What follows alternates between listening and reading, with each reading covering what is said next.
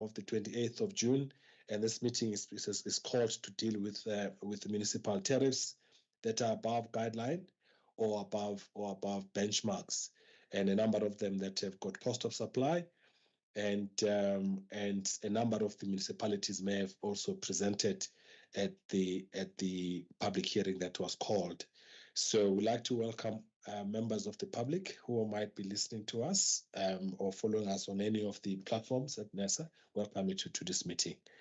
With that, I'd then like to then open the meeting up and request Mrs. Sichotlo to introduce the items on item 5, or maybe before that, to then indicate to the members of the public that there are 2 additional items that will be discussed right at the end, and we'll talk to them when we actually get to them. Mrs. Chotro, over to you, sir. Yeah, Chair, just to explain the packaging, Chairperson, there's 2 main submissions that we're presenting today. One comes from the previous ELS that was planned for the 23rd, Chairperson, and that ELS did not correlate, and therefore the proposal was then that we take them to this other ELS of today because it was already scheduled.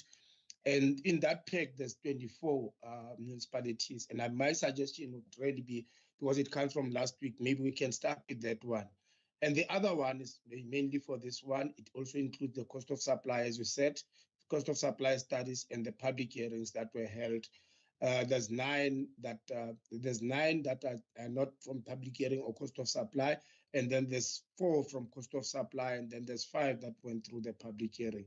So, Chair, I think the main issues that we have dealt with really, and again, it's minutes that may be above or below, above guideline or above some tariffs being outside of the benchmarks, and therefore they are delegated to the ELS for approval.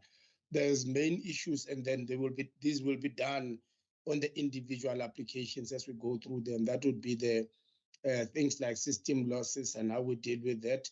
That would be saying things like repairs and maintenance and how do we deal with, and also things like the quality of the information or the financial and technical analysis that will then also be done by colleagues as they will go through. Chair, I will ask to leave it there. But I was also informed, Chairperson, there's AECI, which is a private distributor, and then it purchases from eThekwini municipality. So our suggestion is, because it has been put at the top of the list, our suggestion is that we cannot, because it's buying from City Power, from eThekwini, then maybe it cannot be done before eThekwini. So we do it eThekwini before EACI, and then obviously that would be determine the input cost for the EACI if those are approved, and then we can, that's the suggestion, Chairperson. It's just the repackaging, because we cannot do a decision of the recipient before we do the one that provides the electricity to them. Thank you, Chair. All right, thank you. But maybe for further guidance to the members, so you've got those documents. So when we're talking about the 24, which of the pack is that? So if you can just indicate the order that you would want us to run this. So there's 5A, B, C, D, and then the other 2. Maria, please quickly assist, but I thought I don't have the 5As. I've got the one at 23. So just state which one is starting first with it in terms of what the numbering that Mr. Kumed has just mentioned. Thanks. Thank you. May I come in, sir? Yes, please come in. Yes. So Mr. Shortlaw indicated that there's 24 from the previous meeting that was supposed to have saved. That is under item. It's written item 5, Munich applications. Okay, it's 5A in our pack. That's where we're starting. Yes, and then it would be followed by the one that says item 5. Those are the ones with the 18 applications inside, including the public hearing ones, Chair. Thank you. All right. Mr. Mawunda, you want to guide? I think it's 5A. Chair, members and management are referring to the 2 different named documents due to the different platforms that you are accessing the documents from.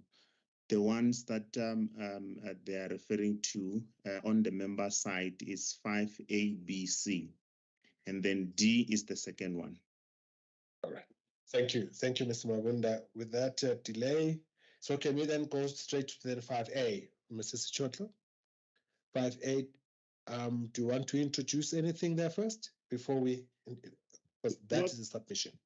Chairperson, I think I've done the introduction. I think we can go straight to it. Maria can just give us the listing as we go.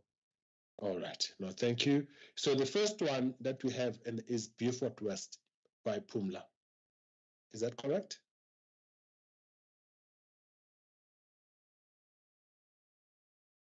Pumla? Yeah.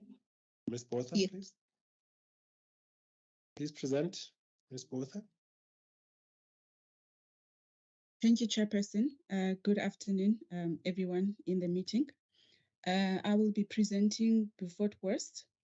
Beaufort West Municipality is performing relatively well, marked by their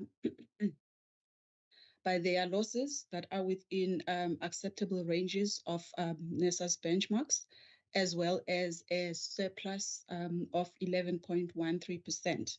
Their application is based on the guideline increase, which is 15.1%, and all the block tariffs are within the benchmarks, and therefore we propose approval, Chairperson. Thank you.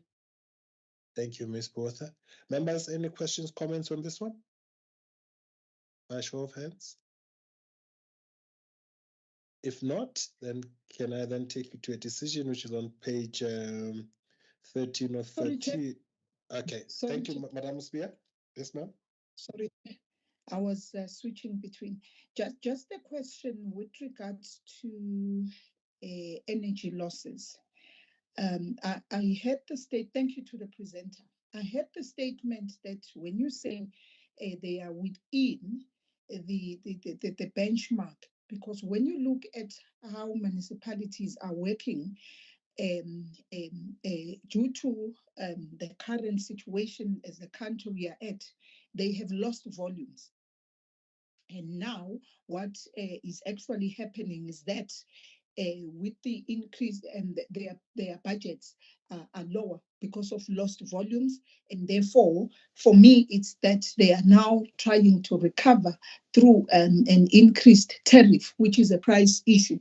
But then instead of making sure that they are reducing the losses, I hear you when you say it's within the acceptable norm, but did you find or did you engage the municipality with regards to reducing their losses? Because when you look at it, I think that is page 4 of 13, in 2021, they were at 14.9.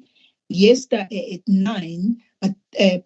What if now, as we speak, they are more than that in this current financial year? Are we also going to say that even though we've already given them this increase? My issue, Chair, I'm raising is the issue of always saying that the energy losses are within or outside of the norm. Something needs to be done with regards to energy losses, whether you actually deal with your maintenance programs and also or deal with electricity theft when it comes to non-technical losses. I just wanted to hear that from the team. Thanks. Thank you, Madam Spear. Ms. Botha and maybe also Mr. Sichotlo, when you respond to this question, can you also take into account that this is Ms. Sibia's first engagements with these tariffs, so be a little bit on the first ones, be a little bit more deliberate in terms of explaining this, especially the first few issues. Maybe, in fact, Mr. Sichotlo, if I'm not putting in a corner, would you maybe just take that honor, be the one that actually explains all of this, such that we actually are on the same wavelength with Mr. Beer. Mr. Mkhize, whilst Mrs. Sichotlo is still thinking, Mr. Mkhize? I did not hear clearly. They're saying within benchmark and within guideline. I just want some clarity there. Which one is outside? Okay. That's an easier one. But can I hand over back to you guys to respond to the two questions? But Mr. Sichotlo, if we can just expatiate a little bit on the issues that appear on that table on item 2, so that when we go to the other items, that issue has been better explained. Yeah, Chairperson, maybe just as you say, I must just try and be a little bit more detailed in terms of how we do this. Chairperson, some years back we did a study, or maybe looked at the system losses that are acceptable, and these system losses are a combination of both technical that may be caused by maintenance issues, but also at any time that you transport electricity, you are bound to lose some electrons. So that would be a more technical part of it. And then the other part, which is a bit more difficult sometimes to manage, especially for the smaller municipalities, would be the ones which are a theft and connections that are illegal. So we limit the losses. Really, our benchmark is really among the system losses that are acceptable are at a rate of about 10%. But we said that maybe we need to have a range, and I think the range is 5 to 15% that we accept. But if you go outside of that range, that should be the one that responds to Ms. Sibia's question. If you go beyond outside of that range, then we would request the municipality, and I think you'll see examples of such, Ms. Sibia, where we say that the municipality must come back to NERSA within a period of 3 months and explain what is the cause of that system losses, but also to give us a report, a plan on how they are planning to bring down those energy losses. And we review that plan that they submit to NERSA, whether it will achieve the deliverables and the milestones put on it. And once we've done that on an annual basis, we would then monitor the reports as submitted by the municipality. We tend to bring a report towards the end of the calendar year to members to say these are the issues that were raised at the ELS and the REC, whichever committee, and this is how these issues have been dealt with by the municipality, but also how our monitoring from NERSA has gone. That is what we do. I don't know then, Pumla, if you can respond to that question that came from Mr. Mkhize about within and outside, within benchmarks and guidelines. Thank you, Mr. Sitwatlo. Thank you, Chairperson. Some of the block tariffs are increasing above the benchmarks. For instance, the domestic prepaid tariff number 2 is increasing above the benchmarks. And this is because it has historically been set in that way. And to sort of make to offset this imbalance, the municipality has proposed a 10% increase on the average tariff in this category. So just to make it more aligned to the benchmarks as previously set for NERSA. So some of the tariffs are increasing in that manner. So you will find that if they are increasing above outside the benchmarks, then the municipalities would propose a below a guideline increase overall to make the offset. So that's why the application has even made it to ELS instead of REC. Thanks. Okay, Mrs. Chotlo, want to add? No, Chair, it's fine. I think the only thing that has happened, maybe when Pumla first presented, she made a mistake and said they are within the benchmarks and the guideline. And that's, I think, where the question was coming from, Mr. Mkhize. Because if that was the case, then it would have been an REC approval and not ELS. So I think that was just the presentation error. But it is some tariffs are outside the benchmarks, and that's why they are here, Chair. Thanks. Thank you, Mr. Chotlo. A follow-up, Mr. Mkhize?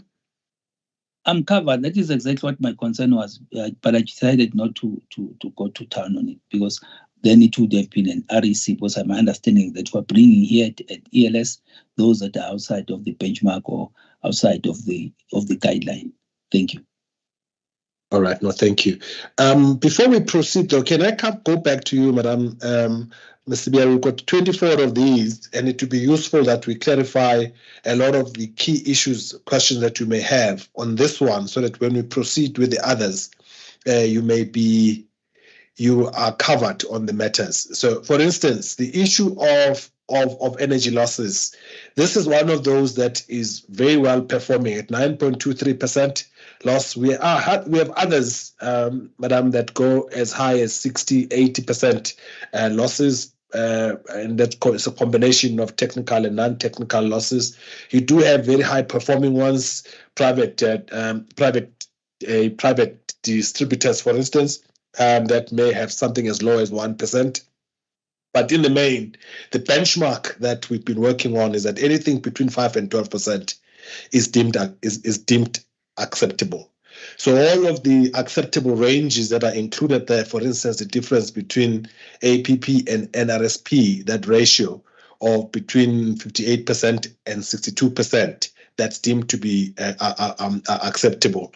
And the power cost of between 58 and 78%. So that's what we mean by that. So that is how we've been using these benchmarks in terms of comparing municipalities, their performance with the pool, and saying that if somebody basically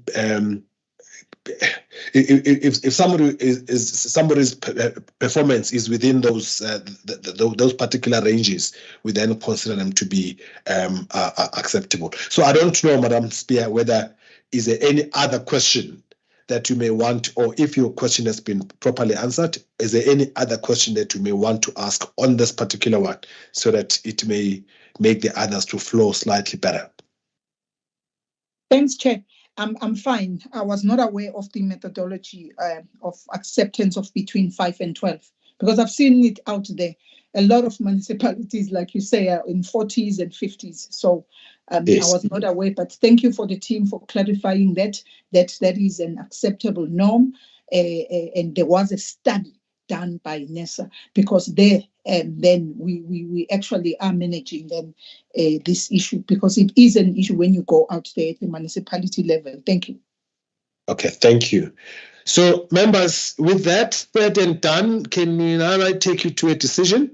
You'll find the decision on page 13 of 13, or the green numbering, page 26, paragraph 9. That is recommended that the tariffs be approved in accordance with the tariff analysis recommendation for implementation on the 1st of July 2023. By show of hands, members, if we can approve that. Thank you, Madam Aseti. Thank you, Mr. Mkhize, Madam Spear, Advocate Sitole. I also support. Thank you. Ms. Botha, you've got your decision. Ms. Babinye, if you can take us back, Rafil. Thank you, Chairperson. Good afternoon, Chairperson and members. Bergrafir is applying for a guideline increase. The performance indicators look quite reasonable, with the exception of the surplus. The municipality has produced a report on how it plans to deal with the surplus, and the report has been analyzed and will be monitored going forward. All tariffs are within the guideline, with a few domestic tariffs that are all tariffs are within the guideline and the benchmarks, but with a few domestic tariffs that are outside the benchmarks. Chairperson, we therefore recommend for approval. All right. Thank you, Chairperson. All right. Please, team, when you are presenting, do indicate, if it's possible, which ones those are, and if you are in support of that, so that at least members don't keep asking you the same question over and over again. The reason is, if they are within benchmark and within guideline, which ones are outside, and point that to that, and then make a recommendation, so that at least members won't keep asking the same question. Okay. No, it's fine, madam. But all right, members, there you have the submission before you. Any comments, questions? Sorry, Chair, were we doing 5B? We have different numbering. No, we are on 5A. We are on 5A. And the one that we are doing now is Belgrafir. Okay, we're still on A. Thank you, Chair. Yeah, there are a number of them on A. There are a number of applications. There are 24 applications on A. Well, not 24, but we'll actually go up to 168. All right. Chair, sorry to interject.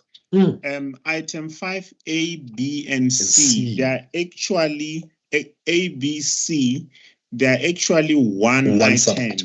Yes. However, they were broken into 3 pieces so that they can fit in the board pad, which have a limit in terms of the file size. That was the reason it was broken into ABC, but it's actually one submission. So you will find several municipalities on A, another ones on B, another ones on C, and they will equal to the total municipalities that have been presented. Thank you, Chair. Thank you, Mr. Mabunda. All right, can I then take your question, Mr. Mkiza? I'm struggling to find which ones are above the guideline, or no, because I see that they're within guideline. Which one are above the benchmark? The benchmarks. Okay, I guess, Madam Abinga, that's what I was trying to say. That so for the next presenters, colleagues, if you can highlight those and answer the questions, why are they here? So, and not at REC. So if you can just indicate, and then maybe make a comment whether you agree with them being above benchmarks. It's tariff number 1.3, the prepaid single phase consumer greater than 20 amp. Thank you. I'm recommending for approval, Chairperson. All right. No, thank you. I hope, Mr. Mkiza, you are covered.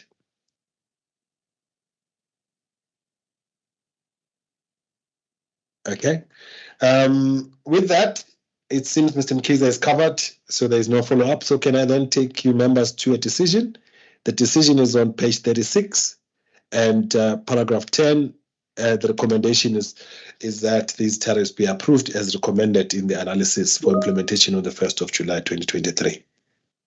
By show of hands, members. I'm covered, Chairperson, but I thought maybe this was just a rounding off thing, but it's fine because of the small difference of 200.15 and 200.11. It's fine. Okay. All right. No, thank you. All right. So with that, members, can I then see by show of hands if you are in agreement with the recommendation on page 36? Madam Spear, Advocate Sitole. Madam Maseti, Mr. Mkize. I am in support. There's 3 out of 5. Thank you, Madam Maseti. All right, let's move off that. Then let's go to Pito by Ms. Matumbu. If you can present that one, please. Thank you, Chair. Pito is situated in the Western Cape. Its financials are satisfactory because it has a surplus and energy losses that are within the NERSA benchmarks. It is applying for an average of 15.10 in line with the guideline. However, it has certain tariff categories that are above the benchmarks, which is tariff number 23 on page 23 of 31. Not sure if we have the same numbering.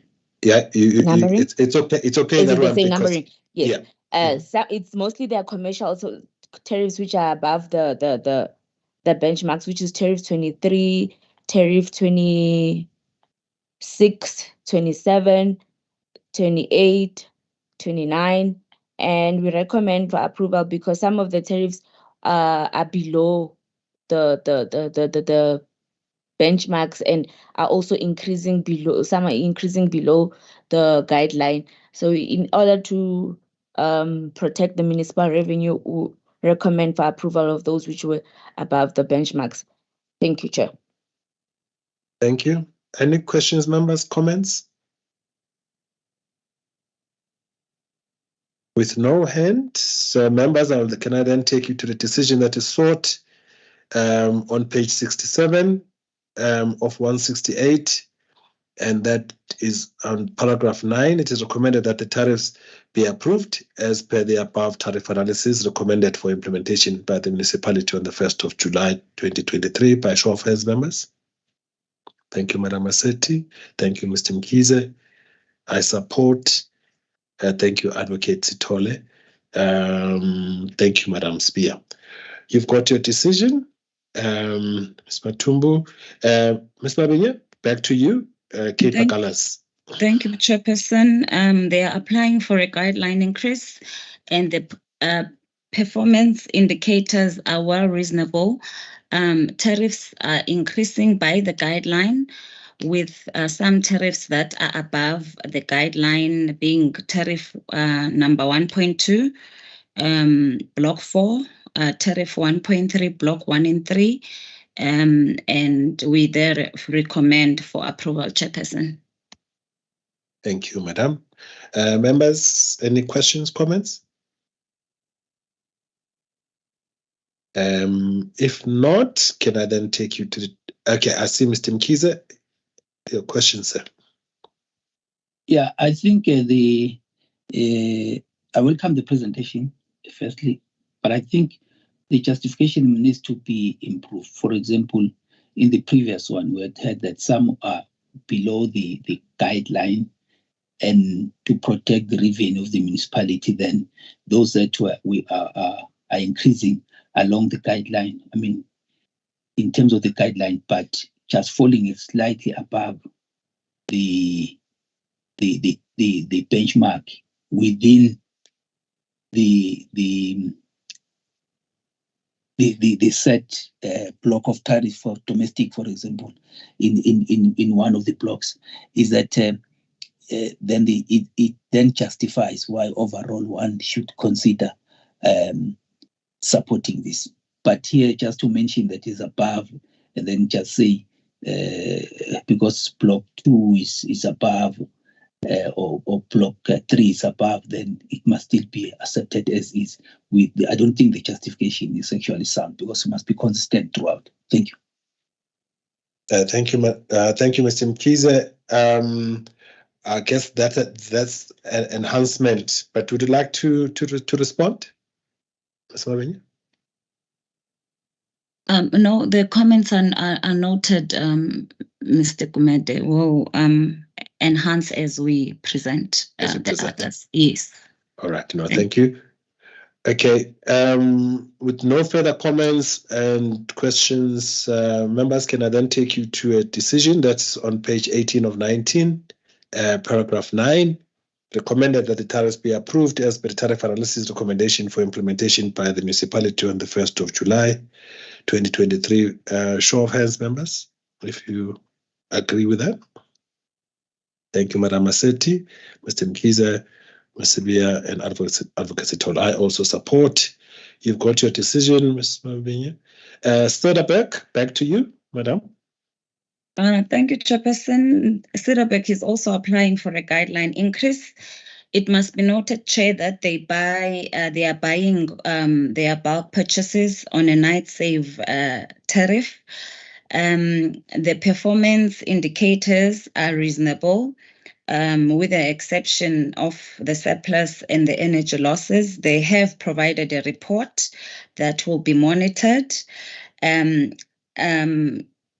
Tariffs are within the guideline, with some that are below and others that are above the benchmarks. The ones that are above the benchmarks are tariffs 1.2, 1.3, 1.4, 2.1, and 2.2. They are recommended for approval for revenue protection, especially considering that the municipality buys on a night safe rural tariff.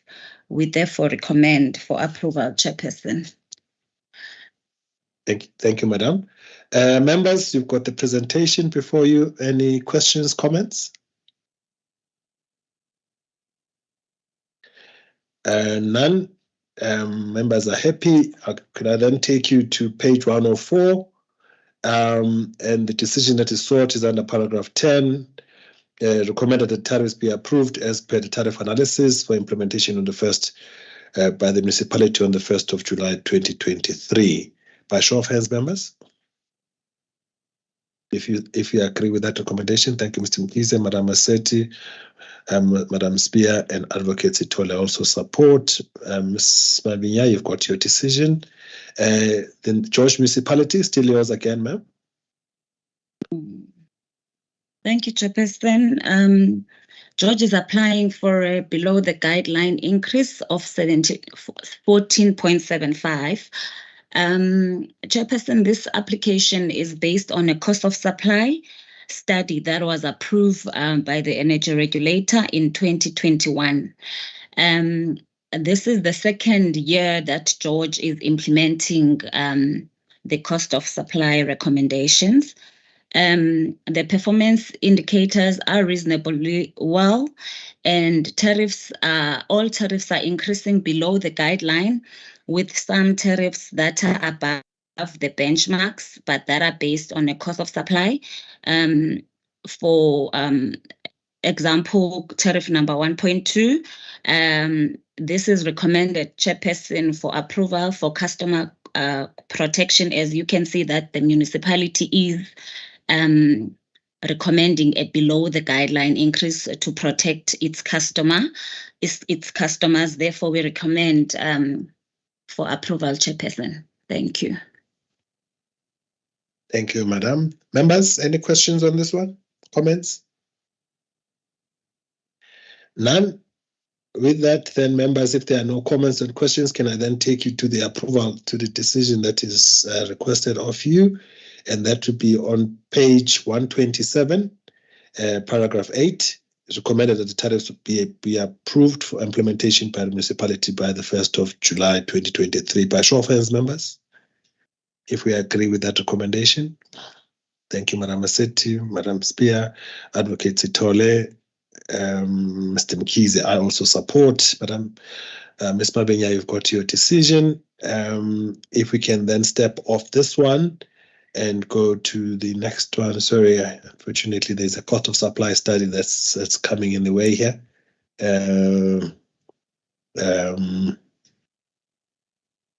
Sorry. Okay, so we now step off this one. Members, we have a different pack, so now we go to 5B. Madam Maseti, I see your hand is still up, lingering hand.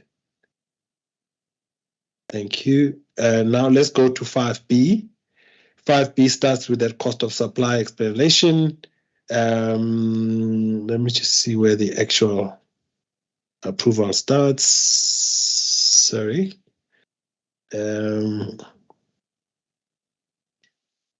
Christ, I should have looked at this earlier. I think I just went back. On 5B, is there, Mr. Mabunda, is there an... No, 5B actually is just the methodology, right? Let's go to 5C. Members, we'll take you to 5C. And we deal with, is this Ms. Matumbu Hesekwa? I don't know how to say that one. Ms. Matumbu? Thank you, Chair. Hesekwa is applying for an average guideline increase. Some of its tariffs are above the benchmarks, which is tariff number 15 and 16. They are increasing above the benchmarks. And when we look at the other tariffs, they're increasing way below the benchmarks, and some are also increasing below the guideline. So we recommend for approval for municipal revenue protection. Thank you, sir. Thank you, Madam. Members, any questions on this one? Comments? If there are no comments, can I then take you to the decision? The decision is on page 377 or page 22 of 23. And that's on paragraph 9, recommended that the tariffs be approved as per the above tariff analysis recommended. Recommendations for implementation by the municipality on the 1st of July 2023. By a show of hands, members, if you agree with that recommendation. Thank you, Madam Maseti, Ms. Spear, Advocate Itola, Mr. Mkize. You can also support, you've got your decision, Ms. Matumbu. Coming back to you, Ms. Botha, Langsberg from Municipality, over to you. Thank you, Chairperson. Langsberg Municipality are applying for an overall increase of 15.1%.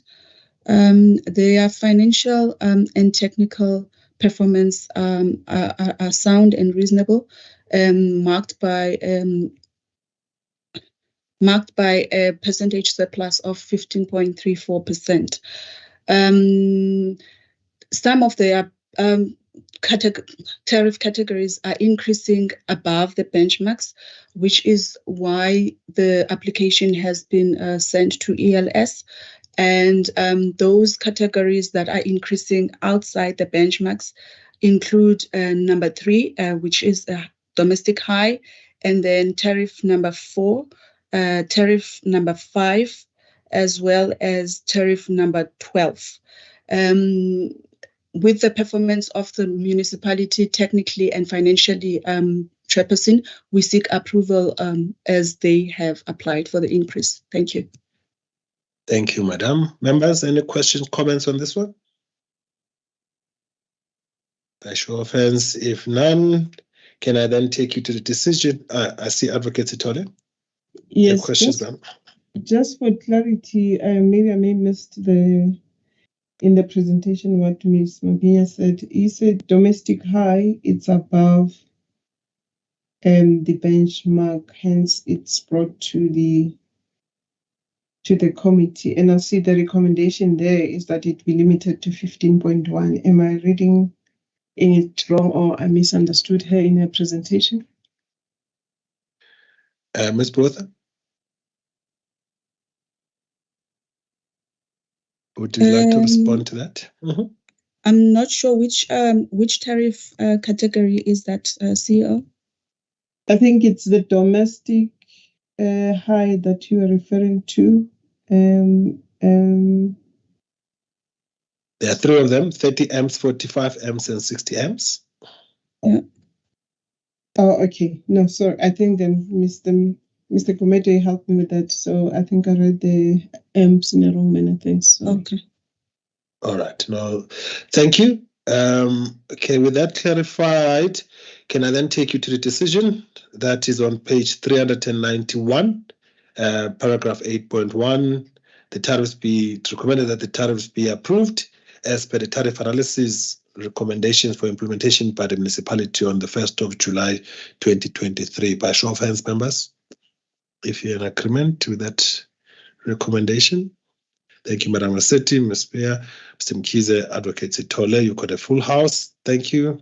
Both have got a decision. Can I take you to the next one? Still yours, Langeberg. Thank you, Chairperson. Langeberg are applying for an increase of 15.09%, which is below the guideline. Their financial and technical performance is satisfactory, highlighted by the percentage surplus of 12.17%. Some of the tariff categories are increasing outside the benchmarks. Some of those, one of the tariff categories that are outside the benchmarks is tariff number 4, and tariff number sorry about that. Tariff number 18, which is a large power user, LK11 kV, and the application has been brought to this committee because it has the mandate to approve tariffs that are falling outside the benchmarks, but all of them are either within the guideline, in line with the guideline, or below the guideline, and therefore we recommend approval. Thank you, Madam. Any questions, comments, colleagues? Show of hands. If none, can I then take you to the decision that is sought is on page, I see your hand is up, Mr. Mkhize. Yeah, I'm just confused because tariff number 4 in terms of the organic block tariffs, it's showing that it's not having, it's a non-standard tariff with no benchmarks. So which one is outside? That is on page 17 of 7, page 7 of 17. Yes. And I don't, okay, if you can just help me to identify that. Oh, so sorry about that. Basically, what we have done is we have it doesn't have this one. This particular tariff does not have any benchmarks. So what we've done is we have benchmarked it against other IBT tariffs within these categories in the ATM category with this much consumption, and we have found it to be slightly above the benchmarks in comparison to those. Okay, I think it should be put like that. I'm fine with it to support that. All right. No, thank you, Mr. Mkhize. You've been responded to adequately. So with no further comments, questions, members, can I then take you to the decision that is sought is on page 408, recommendations, paragraph 9. And I guess we need to read them all in for the record. First was recommended that the tariffs be approved in accordance with the analysis.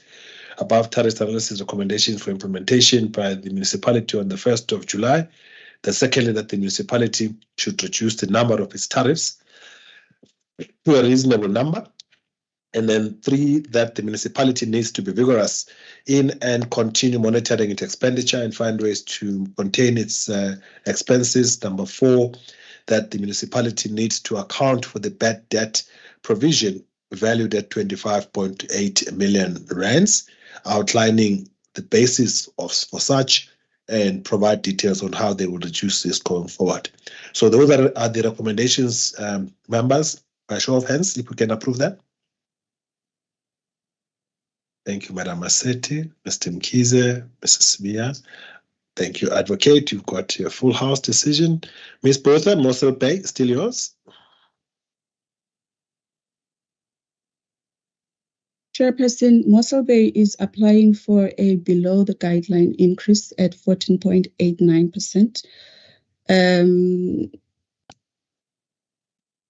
Instead of 15.10, and their performance financially is satisfactory, and their losses are slightly above the acceptable ranges. But we have a report with an action plan for them to contain their losses, and that report is being monitored on an ongoing basis. The municipality is applying for an overall below the guideline because they are trying to align to the benchmarks for some of their categories, and they are trying to protect their customers from high electricity prices, as well as they are trying to move away from additional charges as seen in domestic tariff number 4. They are requesting that some of the charges be removed from their structures, and the tariffs that are slightly above the benchmarks are tariffs number 2 as well as tariff number 16A, and we therefore recommend approval as proposed, Chairperson. Thank you. Thank you, Ms. Botha. Members, any questions, comments? Madam Massetti? Chairperson, I hope that I'm on the same one. It's been a long day sitting, going through this. Chairperson, are we on the Mossel Bay one? We're on the Mossel Bay one, yes, madam. Oh, okay, yes. All right, because I was checking my notes. Chairperson, I'm concerned about the numbering here is 5 of 12. So it's I'm starting on the inclined block tariffs. If we go to domestic single phase 2 part, you will see there I've got two concerns, Chair. The one concern is the structure of the fixed cost there recovery, which will seem to be a sort of a duplication there, a double counting in a way. Because if you look at this structure of the tariff, it will have basic charge. And then in addition, you have a fixed network charge. I'm not sure what is happening here on these two. That's the first thing. And the second thing is that it seems then when the municipality introduces new tariff structures, there is no cost of supply in compliance with the policy. So can I get clarification on that? How do we treat this? And I see that in the previous year we had the basic charge, and then now, sure, we actually have the fixed network charge, which I think are intended to cover the fixed costs. But if you look at the fixed network charge, it is so high, what is recommended in 2023, and look at the benchmarks there. And then again, when I look at what is now recommended for approval, I see that we are taking a figure that was there last year, and that's what is recommended. Can I get an understanding what is happening here? Are we rejecting the fixed network charge, and there is an amount there, or what is happening? And it's the new one altogether, right? And then the one that was there, which was the basic charge to cover the fixed cost, is the one that we say we're not increasing it. We give them what was given last year, even without adjustment with inflation or something like that. And then the third thing, you've got benchmarks. What do you make out of these three? Thank you, Chair. Thank you, Madam. Mr. Mkhize? Thanks, Chairperson. Partly covered by what Madam Masete said. I just wanted to look, when one looks at that domestic single phase 2 part, is that there's a decision that has been taken, but as to the maybe some kind of reasoning behind that is not necessarily provided.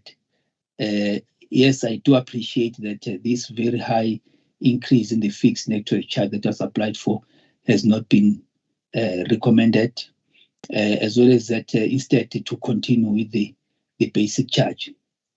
But the continuing with it on the same level could be that maybe there have been engagements at a technical level, just to take us into confidence with regard to those in terms of some common lending around those figures in terms of justification.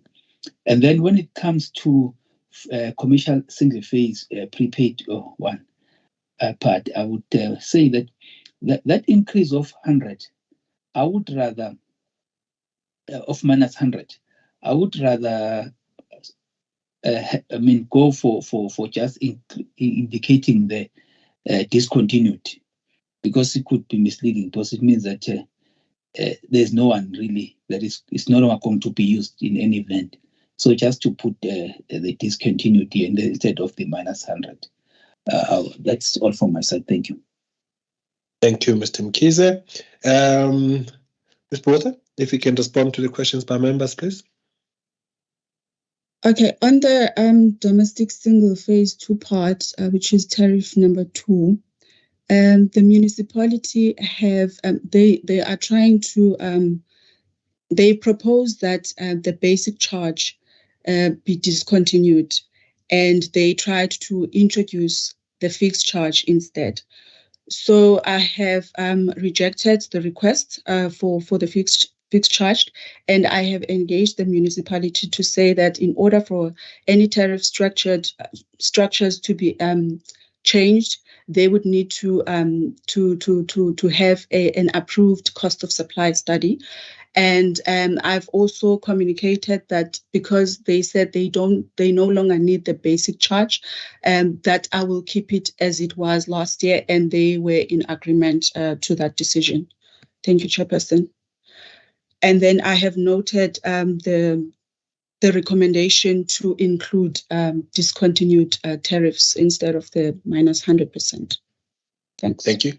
If we can, there's a quick follow-up from Madam Maseti.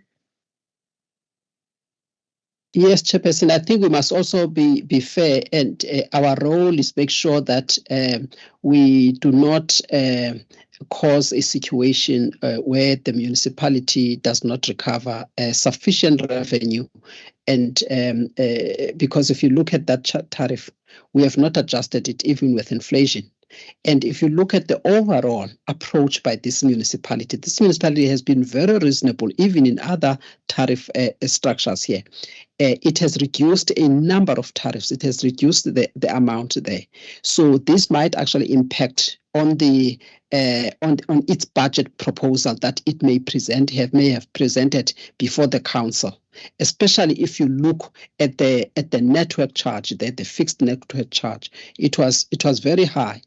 And now we say, no, we'll give you what we gave you last year.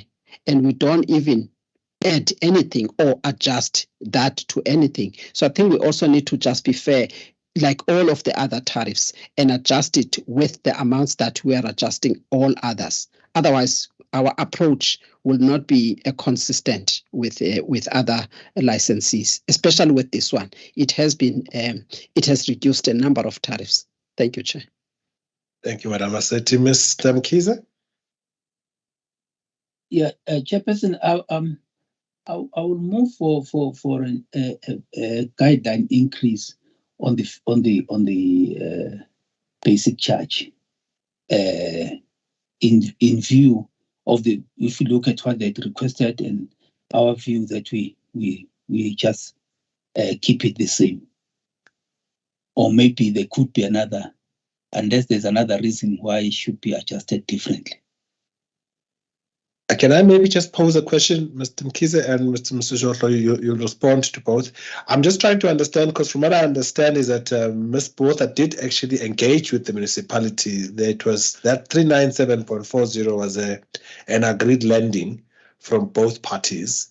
Would you still propose an increase, even though, as Ms. Botha has indicated, she did engage with the municipality? That number was an agreed lending. If agreed justified, then from my side, I would not necessarily oppose that, because otherwise, then, in other words, what is presented here it's an agreed upon decision, unless if my understanding is otherwise. But when I look at the figure that was requested, and what this municipality had, and we just continue with what they had previously, considering all other facts, I was thinking of that guideline increase. All right. Madam Maseti, before I come back to you, can I maybe just on this one get Mrs. Sichotlo wanted to add? And I think Ms. Botha can then confirm. I thought I heard her say that she had actually made contact with the municipality. But Mrs. Sichotlo, before I come back to Madam Maseti. Yes, Chair. I was actually going to say what you just said about the agreed lending. So, but I think maybe if Ms. Botha can add on that. But yes, that's my understanding, and that's what I've got from her. Thanks, Chair. All right. No, thank you. Ms. Botha, will I add before I come back to Madam Maseti? Thank you, Chairperson. As cited previously, I have engaged the municipalities. I have crafted the schedule and shared with them, and they made their comments confirming the tariffs that would be approved. All right, thank you. By the way, did you address the question by Madam Maseti on that, on the number that had been applied for in terms of fixed network charge?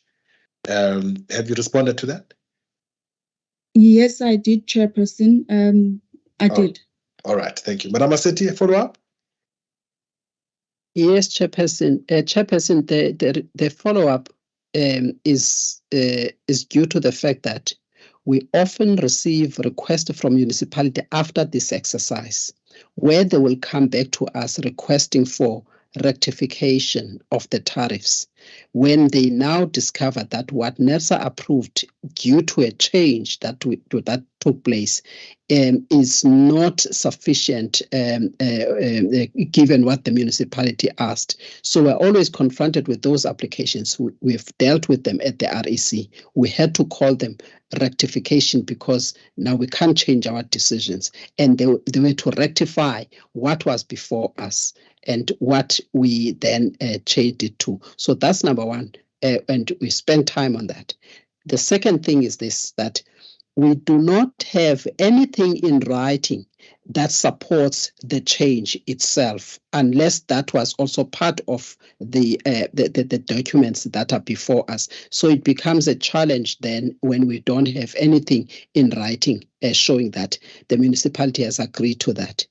This part or this aspect that I've mentioned is very important given the fact that an individual at the municipality, the one that interacted with the official from NERSA, we don't know whether that person had authority to change what was included in the budget that the municipality considered, of which budget included the budget for electricity sales. And that budget is one that was approved by the council of the municipality. So it becomes therefore important that we get something in writing showing that the change indeed is authorized by the relevant person within the municipality, so that we can avoid the comebacks where we need to now look into what the decision was and what the municipality officially asked for from NERSA. Thank you, Chair. Thank you, Madam Maseti. Before I take it back to you, Ms. Botha, I see Mr. Mkiza has a follow-up again. Mr. Mkiza. Chair, I'm amenable to persuasion to keep it as is, but just to include the written confirmation to have it there, so it is clear that there was agreement on it. Because from where I'm sitting, it's also important to take due regard of the economic hard times that we're in, and this is a relief to customers, and therefore I don't see a reason why I should push for an increase where there's justification for that and there's agreement. Thank you. Thank you, Madam Maseti. Can I maybe just add one aspect, colleagues, on this one? Ms. Botha, you are still going to respond to Madam Maseti and those specific requests. But I think for me, the one thing that I did want to raise, colleagues, is that if you note the move from basic charge to a fixed charge, I'd like to believe here, without the effects though, is that this shift is actually being put up because of the increasing rooftop solar and what have you, so that people can then so that the municipality can then pay, or rather the municipality can still get some revenue despite people not buying electricity from them when they are self-generating. But the challenge here is that, as indicated as well by yourselves, members, that when that change, we're not opposing the change, except that that change must be justified. It must be predicated and based on a cost of supply study. From what I understand is that the team is saying, unfortunately, this particular change was not supported by a cost of supply, was not supported by a justification, which we agree that the justification might be there. But the problem is that all they need to do is actually justify it. But over to you, Ms. Botha. Maybe you can still clarify, especially the issue of proof that the individual you may have spoken to is actually mandated to make that decision.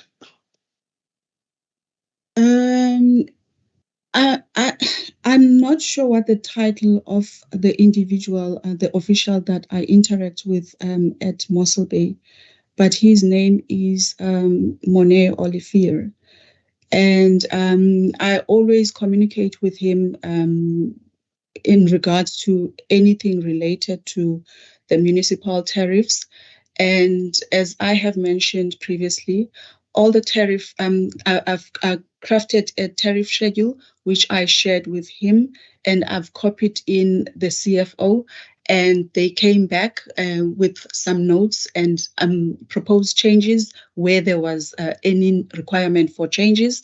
And then they have not had any issue with this particular tariff. All right.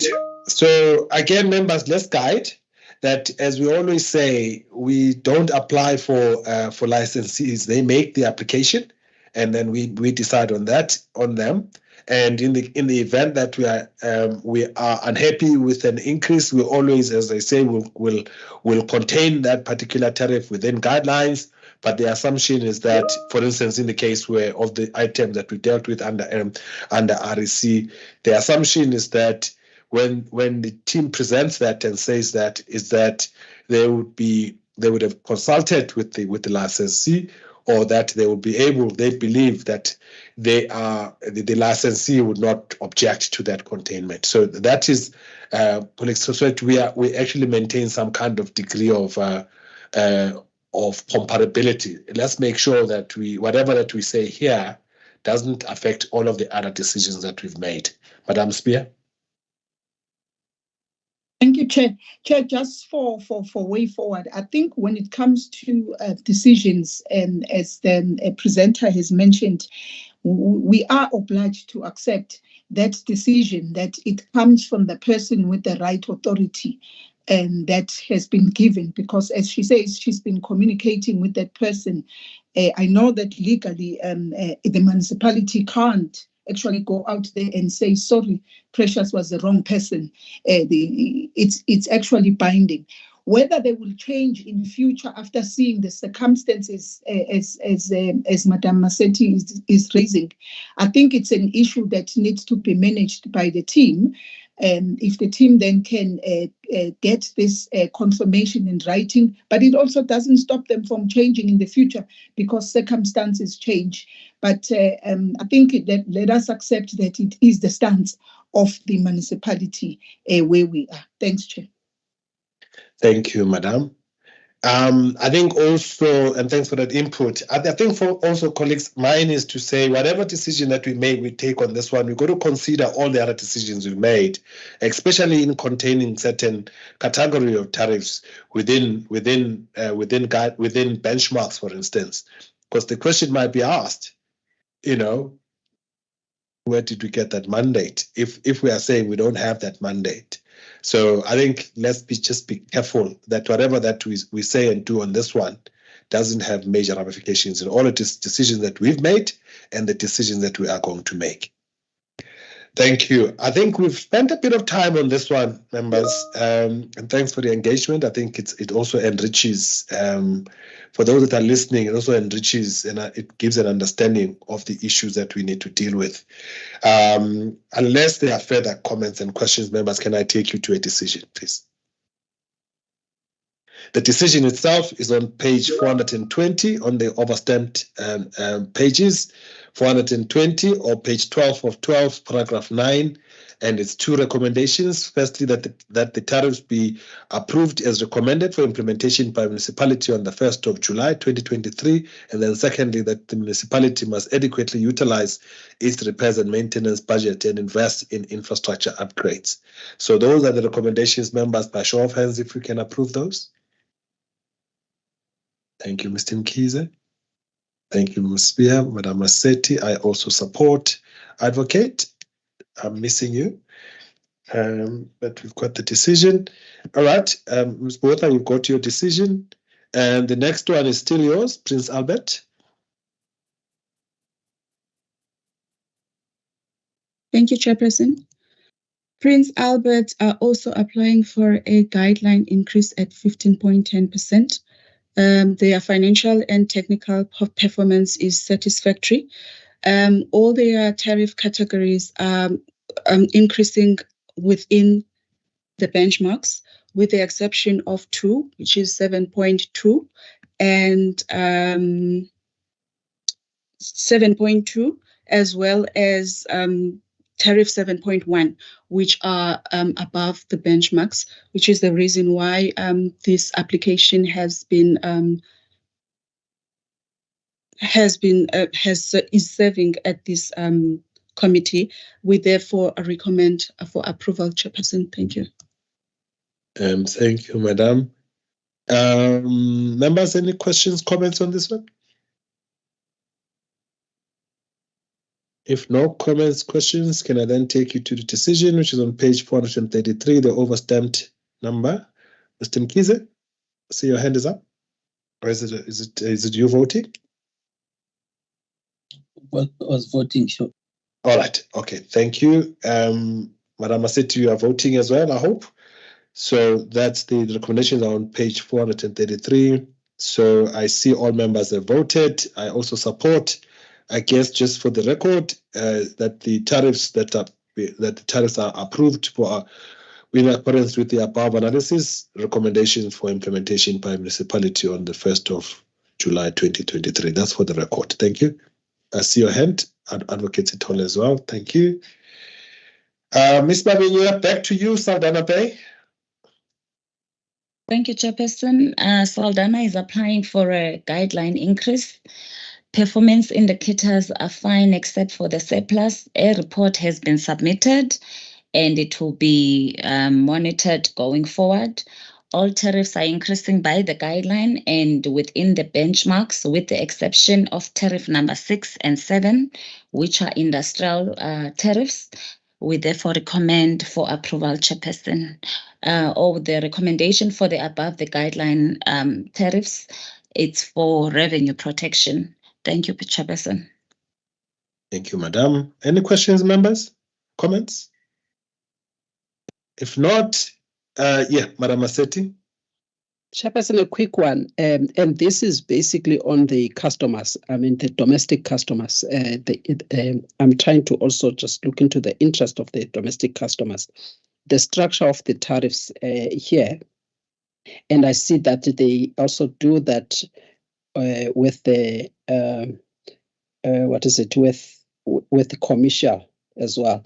So for domestic customers, they have included service charge. I'm not sure if there's perhaps a third party there, like these resellers, and then this is a way of covering the cost of a middleman on the resellers, and then they also have the connection charge. So I'm trying to understand why those two charges? Because if they were to charge consumers, they must charge them the fixed cost. And why is it split into service charge as well as the connection charge? I'm a bit worried here about those. What we need to make sure is that, yes, the municipality does recover the full recovery of its fixed cost. But the way that it is done here, I'm not understanding why it's split in that way. Thank you, Chairperson. It's something that we really need to understand it, even if we approve this, but understand the impact on consumers and also understand that the municipality recovers what is due to the municipality in terms of the fixed cost. Thank you, Chair. Thank you, Madam. Ms. Babinya, if you can guide, assist, why that split? I think that's the structure that the municipality has preferred, instead of lumping the whole cost into a basic charge. They've just simply divided it into a service charge to show customers exactly what is it that they charge for a service. And then there is also a connection charge, which is mainly related to the connection itself without the service. Thank you, Chairperson. I think Mr. Sichotlo wants to assist. No, I think she brilliantly assisted, Chairperson. The service charge would be your meter reading and stuff and customer services, but then the connection would be the capital cost, to cover the capital cost. So they are different in that the other one is for the work that is being done for the particular customer as a service to them, and then the other one is the capital invested by the municipality in their assets. Thanks, Chair. And may I just get clarification and confirmation that they've always presented this particular category of tariffs in this way, and hence why there is no cost of supply or whatever. I assume that it's because even last year they actually had the same structure. Can I get confirmation of the structure? Yes, that is correct, Mr. Gumede. They've always had this tariff structure. Thank you. Thank you. All right. Members, I don't know if there are any further questions on this one. And hopefully that the questions have been sufficiently responded to. If not, no further questions, can I then take you to the decision, which is on page 445, the overstamped numbers, paragraph 7, recommended that the tariffs be approved as per the above tariff analysis recommendations for implementation by the municipality on the 1st of July 2023. By show of hands, members. Thank you, Madam Asiti, Mr. Nkize, Advocate Sithole, and Ms. Spear. Thank you. I also support. Ms. Mabenya, you've got your decision. Ms. Botha, back to you, Stellenbosch. Thank you, Chairperson. Stellenbosch is applying for a guideline increase at 15.10%. Their financial and technical performance is satisfactory. All their block tariffs are increasing within the benchmarks, with the exception of one, which is tariff number 8, that is above the benchmarks. With everything else being okay, Chairperson, we recommend for approval. Thank you, Madam. Any questions, members, comments on this one? None. So can I take you to the decision that is sought? Is on overstamp page number 463. Recommendations are on paragraph 11, although the actual recommendations are numbered 9.1 and 9.2, but we can take that as 11.1 and 11.2. 11.1, that the tariffs be approved as recommended in the tariff analysis for implementation the 1st of July 2023, and 11.2, that the municipality must continue reducing the number of its tariff categories. Members, by show of hands, can we approve those recommendations? Thank you, Madam Massetti, Mrs. Spear, Advocate Sithole, Mr. Nkize. You've got your decision, Ms. Botha. Back to you, Ms. Botha Solendam. Madam Massetti, lingering hand, or is a follow-up? Thank you, ma'am. Solendam, Ms. Botha. Swellendam are applying for a below the guideline increase at 15.08%.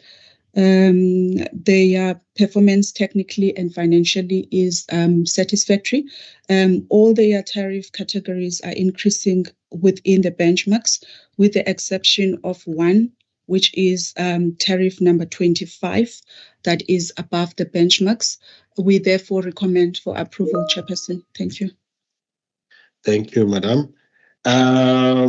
Members, any questions? There are also a number of tariff categories, and hence the propose to actually reduce the number. Any questions, comments, members? Yes, Chairperson. Yes, Chairperson, can the way that we request the municipality to look into something, can we also just be specific, just so that we can be helpful to the municipality? So if we, for instance, say that this number, the tariff structure where you will have the basic charge, which is understandable, but you look into those costs there, and then you have the energy charge, yes, for the variable cost. Then you have the notifiable maximum demand charge. Then you have the maximum demand charge. I mean, there are some that we need to look carefully at as to whether the NMD should actually exist or coexist with the maximum demand charge. So there are things that we need to just point out clearly. Which ones are we concerned about, to the extent that we are telling the municipality to relook into their tariff structures? Let us be specific, and also look at the potential to over recover by putting names into some of these tariffs so that they extract more cost from the customer. Let's look into that and have some good basis why we say they should look into something. Thank you.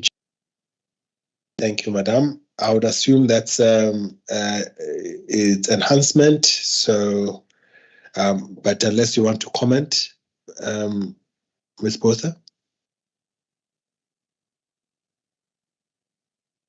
I will make enhancements as guided, Chairperson. Okay. Thank you. All right. No, thank you. Without any further comments or enhancements or questions, members, can I then take you to the decision, which is on page 482, the overstamped 482, and the decision is under paragraph 9. So the recommendation is that the tariffs be approved as per the above tariff analysis recommendation for implementation by the municipality on the 1st of July 2023. And then secondly, that the municipality must group their tariff categories and reduce them to a sensible number. And then note, I think, Ms. Botha, the enhancement by Madam Massetti, that going forward, if we'll be able to look at these issues of coexistence of some of these charges to ensure that there is no over recovery. With that, members, can I see by a show of hands if we can support those decisions? Madam Massetti, Mr. Mkhize, Ms. Spear, Advocate Sitola also support. Ms. Botha, you've got your decision. Ms. Matumbu, Theewaterskloof Municipality. Thank you, Chair. Theewaterskloof is applying based on the cost of supply, which was approved in 2021-22, which was going to be phased in 3 years. It is applying for an average increase in line with the guideline. Tariffs 3 was increasing above the benchmarks, but it was limited because based on the cost of supply, it indicated that the tariff was over-recovering. And then tariff 10 and 11 are increasing above the benchmarks.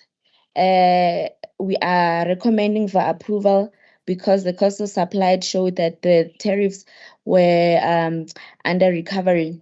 And when we look at all the other tariffs which the municipality is applying for, some are decreasing instead of increasing. Some are increasing below the guideline and below the benchmarks. So we therefore recommend for approval. Thank you, Chair. Thank you, Madam.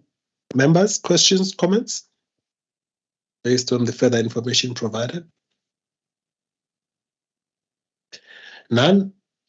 Okay, with that, then, members, can I then take you to the decision that is sought? Overstamp page 502.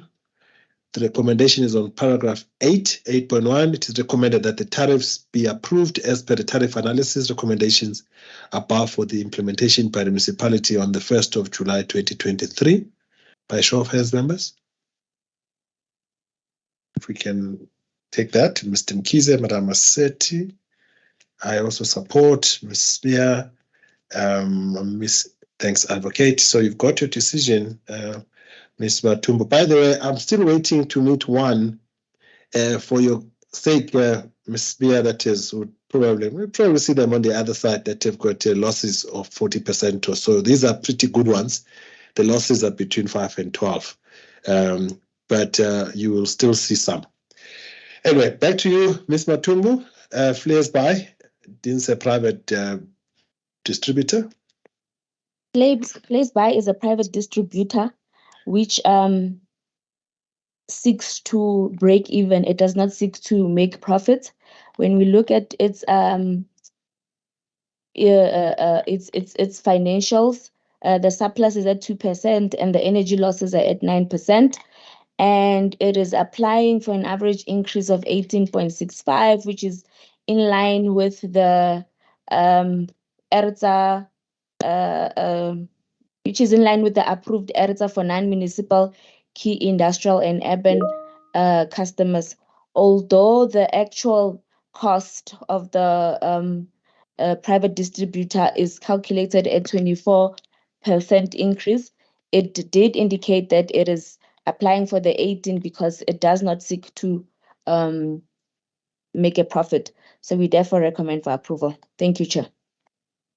Thank you, Madam. Members, any questions on this one? Private distributor. Strange that VLEE, I thought places got an I in there, but anyway, what do I know about Afrikaans? Members, if there are no questions or comments, can I then take you to overstamped page number 509, the recommendation there. It is recommended that the tariffs be approved as recommended as per the tariff analysis recommendation for implementation by the private distributor from the first, now it says from the 1st of October. Is that correct, Mr. Tumbu? Are we not going to fall outside of the validity, by the No, way? it's correct, sir, because it's a private distributor. Its cycle is from October, not July. All right, but I'm just saying we're not going to fall outside of the grace period by the judgment. I don't think so. I'm not It sure. will be 12 months, Chairperson. Isn't it that we have until October next year? No. It's the validity of this methodology for us to approve tariffs is October, but I think it's end of October. Can I get clarification, Mr. Sichotla? Or LAS? You are correct, Chairperson. It's until October this year. All right. So the 1st of October will still be fine. the clarity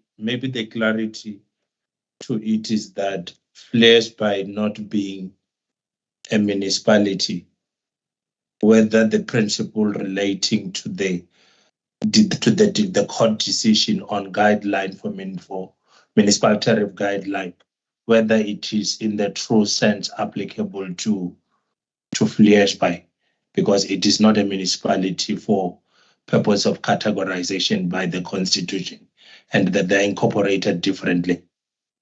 Okay. No, that's fine. Okay. No, thank you, but they are still licensed. Mr. Mkiza, but thank you for that feedback, Mr. Murati. Mr. Mkiza, so your hand is up.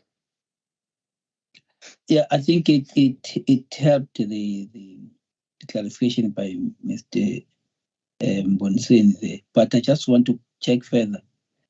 It's a validity in terms of decision making that will then prevail for the period exceeding that date. Just want to get confirmation of my understanding. Murati? It is the period, the court judgment for purposes of the guideline. It's for the purposes of the usage of the guideline for municipal determination. And in regard to municipalities, we all are aware that they get to be approved once a year.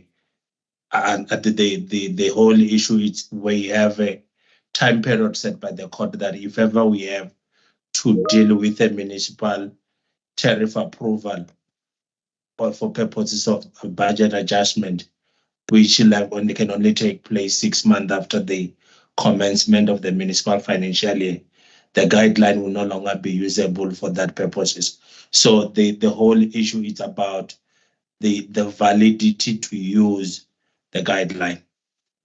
To arrive at a decision. Correct. Okay. Correct. So, Mr. Mkiza, it's clear? I assume it's clear. Thank you. All right, but can we then? I'm fine with it.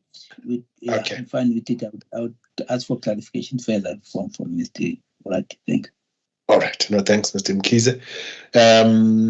But anyway, so that's the decision, members. It's on page 509, overstamped page number, paragraph 9, recommended that tariff be approved as recommended as per the tariff analysis recommendation for implementation by the private distributor from the 1st of October 2023. By show of hands, members. Thank you, Mr. Mkiza, Madam Maseti. I support Advocate Sitole and Ms. Sibia. Ms. Matumbu, you've got your decision. Ms. Tanda Sentlek, Mangaung.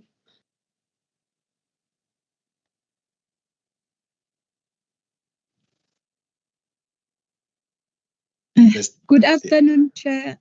Apologies, I had some glitch with some connection, so it's muted. Applying for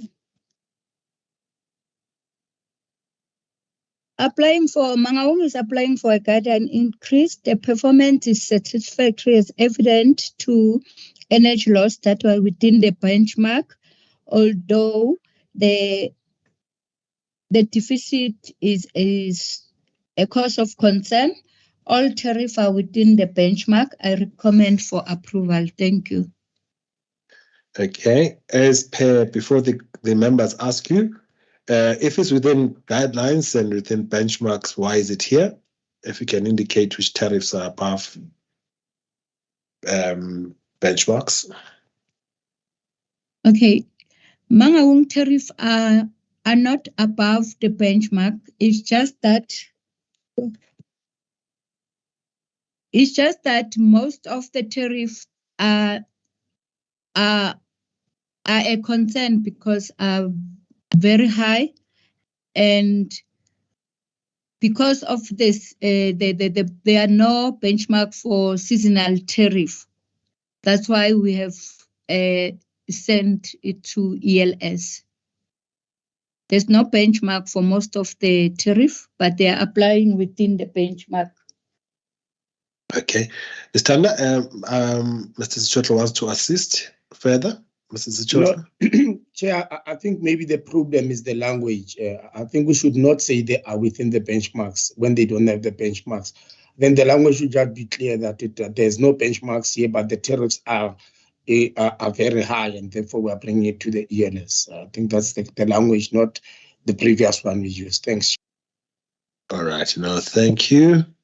But they've used a structure that they've used before, so it's not a change of structure, correct? Yes, sir. All right, no, thank you. Madam Aseti, I saw your hand flash up and then dropped. Are you covered? Madam Aseti?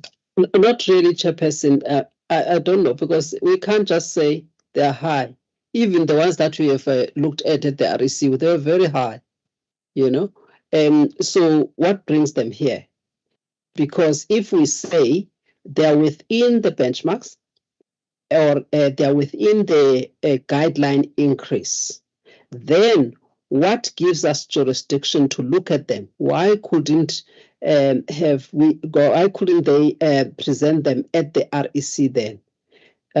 That's number one. Number two, I just want to understand our comments, for instance, on tariff number 7, there, the number is 7, tariff Roman numeral 4, bulk resale. We state that the municipality did not provide the information. Therefore, the load factor profile maximum demand used is as per NERSA average as used for the standard tariff. So for me, when I read this, I thought that when you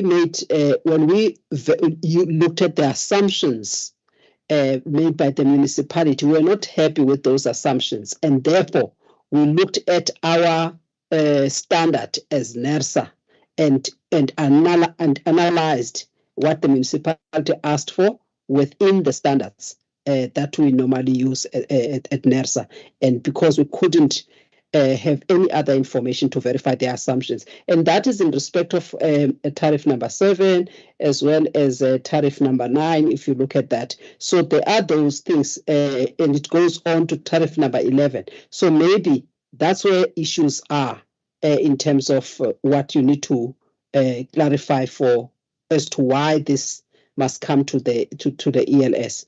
And in fact, you even spoke about the gradual convergence of some of the tariffs with the benchmarks that NERSA approved, and that is also in tariff number 12. So there's a number of these in the way that I looked at this submission, and perhaps that's how you need to clarify and show why it is here. Thank you.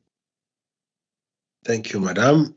So please hold on. You'll respond to both questions, Ms. Tanda. Madam Spear. Thank you, Chair.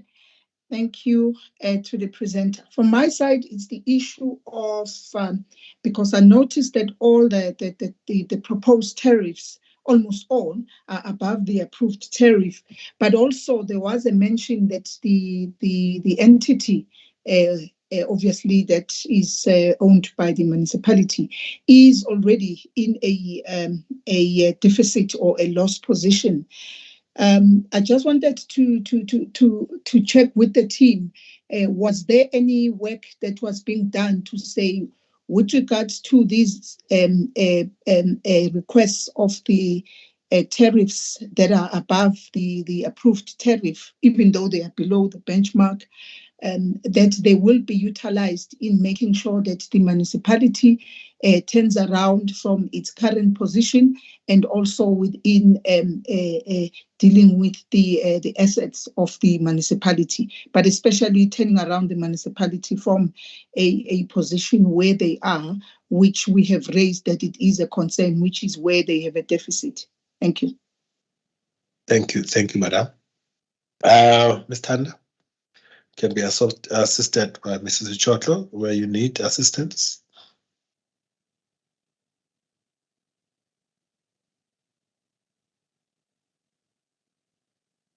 Go away, sis. Go ahead, Sisi, and then I'll add if you are not sufficiently covering. Okay. Okay, as I mentioned before, please accept my apology because Gerard was assisting me, so it mute me without muting it. The reason why we brought the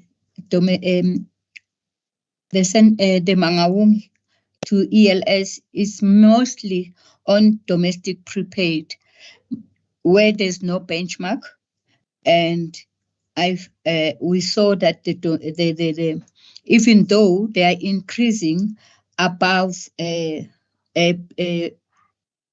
increasing with guideline, which is 15.10, but the benchmark compared to domestic to IPT or domestic prepaid or domestic conventional prepaid, they are a little bit high. So that's why we brought it here. And then as for the other tariff,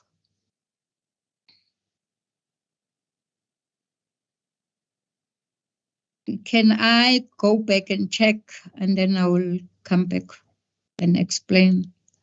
All right, Mrs. Chotlo, can you assist? Yeah, I think, Chair, on the question that was raised by Ms. Sibia, Chair, I think when we do this tariff analysis, we also look at whether or not if a municipality is in a dire situation, for instance, they are surplus or they are making a deficit, we allow tariffs that we believe would then take them outside of that negative space. So we believe that these tariffs that have been approved, if properly utilized by the municipal managers in terms of cutting costs and all of that, then the municipality should be able to turn around the situation and maybe go back to being a surplus provider. Thanks, Chair. Thank you. Maybe can I get clarification though? Because I think the question asked by Madam Seti is why is it here? It can't just be the fact that they are high. But the point is here, what we are saying is that a number of these tariffs don't actually have benchmarks, but they are very high, and hence why, because they don't have benchmarks, therefore they will not necessarily fall under the category of REC, if that's what if I'm understanding. The reason why they are here is not just because they are high, but because they may not have benchmarks. If they don't have benchmarks, then they would not necessarily then fall under the category of those applications that go to the REC. Is that correct? That is correct, Chairperson. But also, I think, if not last year, the year before, we were instructed by the REC to say that they cannot approve these tariffs if they don't have the benchmarks. Then we must take them to the ELS for approval. So because then it means that the REC does not have the mandate. So it's a implementation of the previous decisions, Chairperson. We've done this before. Thank you. Thank you. And I see Mr. Chokwe wants to assist further, but as I suspect Madam Seti is going to follow up on the same thing. So, Mr. Chokwe, if you then respond to this and also Ms. Maseti's follow-up questions. Madam Maseti? Chairperson, thank you. But let me just guide one thing. The statement that we say, our measurement, when we look at it, they look high. We can't just say it out of not measuring it with something. So we need to say, when we looked at them and compared with whatever other tariff, like we said earlier on, we found that they were a bit high. That's number one. I don't think that the fact that there is no benchmark then is the reason they are before the ELS. Please remember, we also looked at some at the REC where there were no benchmarks, and that's not the issue. So that's number two. So it can't be the reason, because we do look at those some tariff structures that do not have benchmarks. So that's the second thing. The third thing here, Chairperson, is that with this submission, we can't even tell what was there last year. And the risk with that is we might even approve tariffs that are introduced now. We are busy in the meeting. Ms.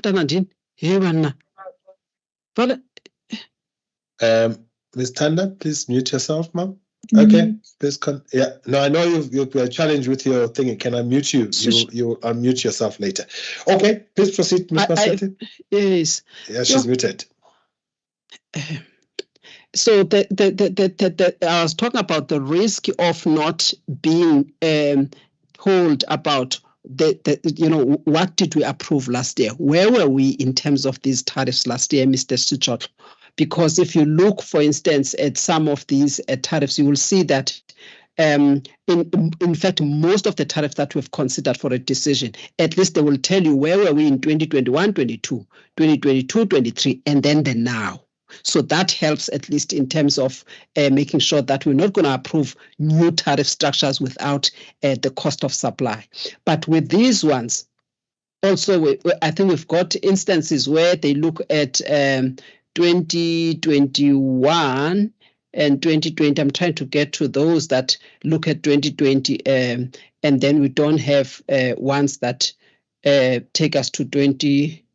To the relevant one. So I was trying to get to that. So there is that part. So here we do need to at least establish some jurisdiction within the framework of the delegation matrix to then say that at least what brings these ones here is this. So I'm trying to get to that point and I'm not getting it. And that's where I need assistance. Thank you, Chairperson. Okay, thank you. Thank you, Madam Massetti. Mr. Choko, you'll assist. But can I clarify also, Madam Massetti, I think there's a heading issue here. These tariffs, all of them were approved last year. So the 15.10 increase is an increase from last year. So all of them were approved. There are no new tariffs. It's just that as they indicate they don't have benchmarks, and maybe it's just the number that doesn't have benchmarks. Whilst the REC ones were just a few, perhaps, where there was no benchmark. But Mr. Chokwe, please assist, sir. Thank you, Chairperson. I think indeed we may be better when we are redrafting the delegation metrics, but to the extent that indeed they don't have benchmarks, they are tricky in the sense that they can actually, they are not below, they are not above, and as a result, it would seem that either REC or ELS can handle them. But I think because we are doing that, we will try to factor this type of a category of no benchmarks, and I think Brian and the team will help. But for now, I think they have to be treated as like they are at the right committee, mainly because when we did the delegation metrics, we didn't actually have this category where they are not they are tariffs, they are actually applications with without the benchmarks. Thanks, Chairperson. Thank you, Mr. Chokwe. And also, Madam said, I think the challenge with this is that, remember, this is the last time we're using the methodology. So it does present its challenges as well. But I hope we are covered on this one, Madam Massetti. That says the issue here is that I think it's mainly the quantum. Almost, and a whole lot of them don't have benchmarks. And because they are also that high, So the feeling with the team is that these are better handled at the ELS. So the ELS would be the one that actually makes it. Because remember, it's delegated to the REC. Otherwise, if it's not specifically delegated to the REC, it reverts back to ELS, especially because the increase is actually within guidelines. So yeah, so that is the issue, Madam Maseti. I hope you are covered. Not sufficiently, but enough for you to make a decision. Thanks, ma'am. All right, so with that, members, can I then take you to a decision that is sought? These, by the way, are very high. 7.76 cents per kilowatt hour is ridiculously high. That's before VAT, by the way. So yes, some of these are very, very, very, very high. If you consider the consumers that might be having to pay this kind of tariffs, it's very difficult to think about it. But nonetheless, I take you to the decision. The decision that is sought is on page 527, the overstamped number 527, paragraph 9. It is recommended that the tariffs be approved in line with the tariff analysis table above for the implementation on the 1st of July 2023. By show of hands, members, if you agree. Thank you, Madam Maseti. Thank you, Madam Spear. Thank you, Advocate Sithole. I also support the recommendation, Mr. Mkiza. Thank you, Mr. Mkiza. Difficult one, Ms. Tanda, but you've got your decision. Madam Maseti, still on the follow-up or lingering ahead? Sorry, Chair, I was going to just say that they must just make sure that, like, for instance, on Tariff 12, they must just remove the part that says to allow for gradual convergence towards the benchmarks. That will not be applicable because we won't be using these benchmarks and we can't preempt what we may come up in the future. Yes, thank you. Mr. Mkiza has been asking for that gradual removal of that. So I think, colleagues, as you present, please remember that there is no gradual carrying to any of these things. All right, so can we now go to you, Ms. Masike Mafube? Thank you, Chairperson. Mafube's performance is better than what we've dealt with so far. They have a surplus and the energy losses are in their control. Same as Centlec, the individual tariffs are very high, but the tariff that I want to bring to the attention of the members is, you see, it's a backup tariff where the municipality is when there is load shedding in the municipality wants to provide their own customers with the electricity generated from their own solar.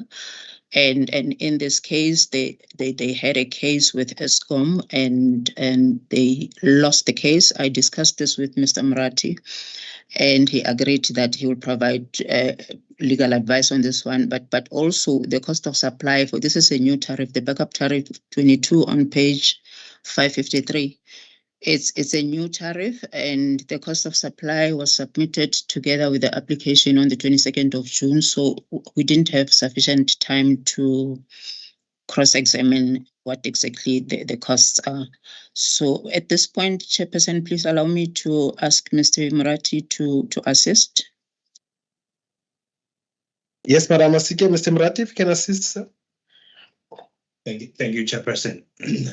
I think the concerns that came out of this application, it's almost like the municipality is trying to do a reverse SSEG because they will be getting this power from a solar panel that is operated by a private person, and the context within which Eskom challenged the situation. It's about the interference that the whole process would be having, not having been registered with the regulator and the municipality not having received be it an exemption or an approval to deal with to purchase power from a private person. And also the issue that in the absence of a policy dealing with such kind of purchases and sale, it becomes premature for the regulator to be considering and approving that such kind of an application. So those became the concerns, and the municipality the private person or the generator has in the instance referred a dispute to the regulator between itself and ESCOM for the operation of that generation facility. So there are still a lot of matters that are hanging in the air regarding the existence and the operation of the generation facility that Mafube intends to purchase power from. So those are the concerns, Chairperson, that were raised, that with those matters not having been settled, it will be premature also for the regulator to be considering such kind of a tariff. Thank you. So, Mr. Muratin, what do you recommend? That we don't approve tariff number 22, that backup tariff? Correct, Is that Chairperson. All right. No, thank you. Members, Ms. Masike, do you want to still expand before I get the members to comment or ask questions? No, Chair, thank you. Based on Mr. Murati's legal guidance, we recommend that this tariff not be approved, but the rest of the tariffs be approved as requested. Thank you. Thank you. Members, you've got the matter before us. Any questions, comments, clarifications?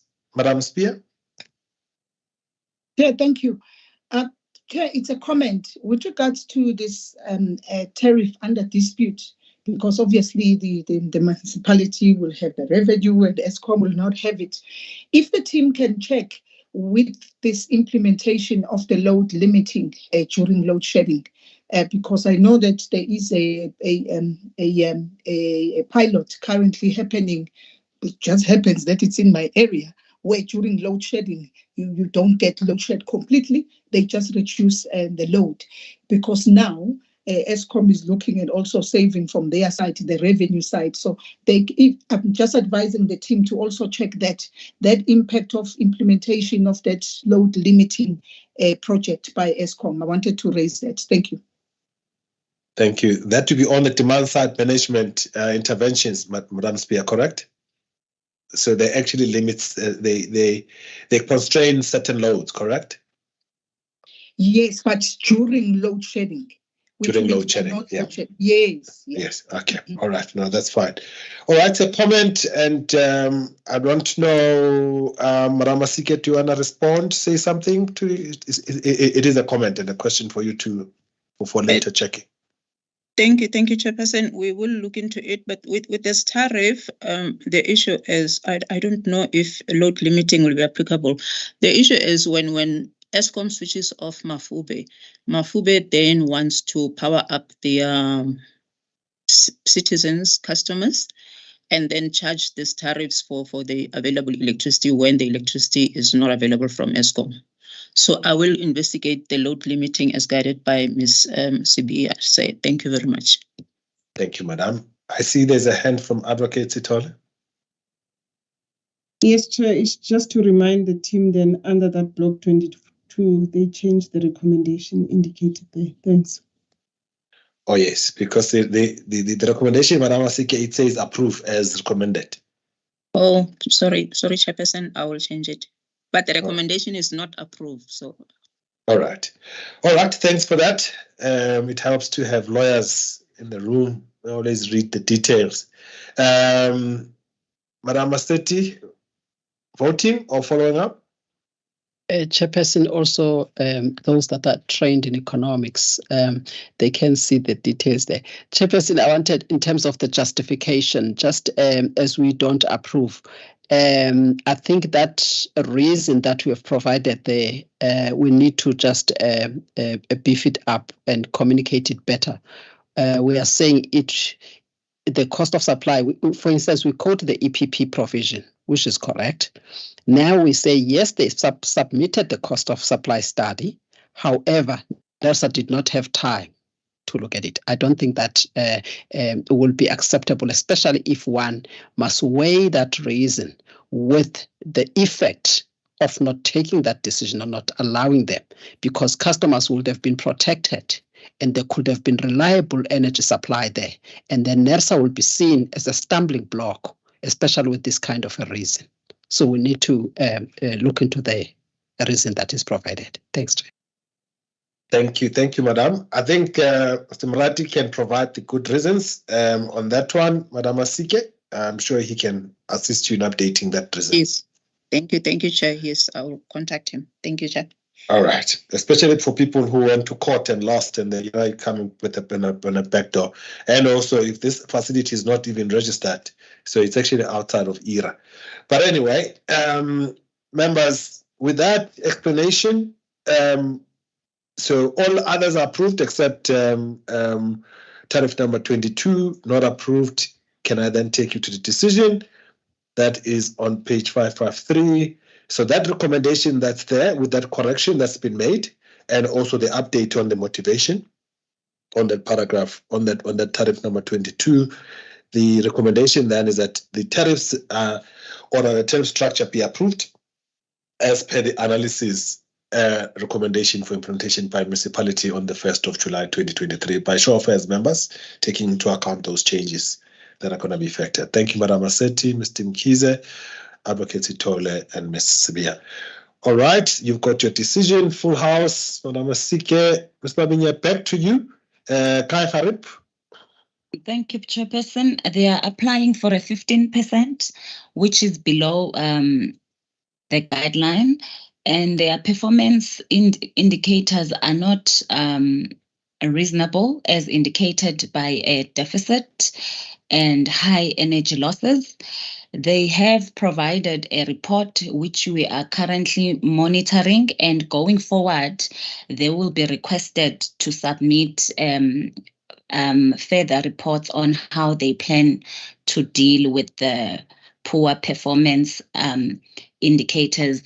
Chairperson, they are buying from Eskom on an expensive night safe rural tariff, and all the tariffs are increasing by 15%, which is below the guideline, but they are above the benchmarks, with a few that are within the benchmarks being tariff 2.1, tariff 2.4,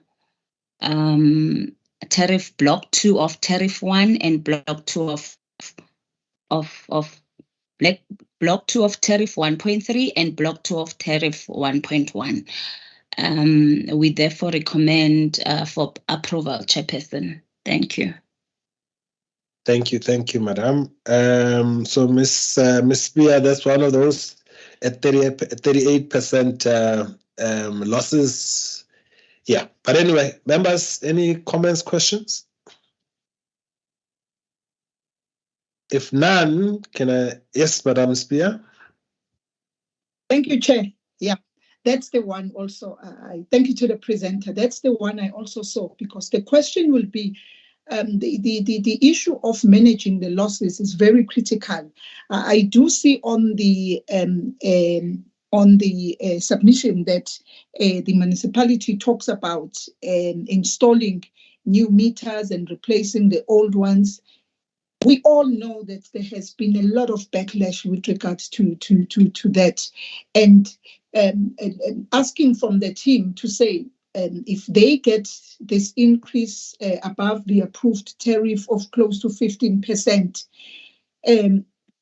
let me not use the word guarantee, are we sure that afterwards then that those losses will be reduced, and such above tariff increases will actually be utilized in reducing those non-technical energy losses to an acceptable level or within the benchmarks that we have from NESAP side, because that's where the worry is.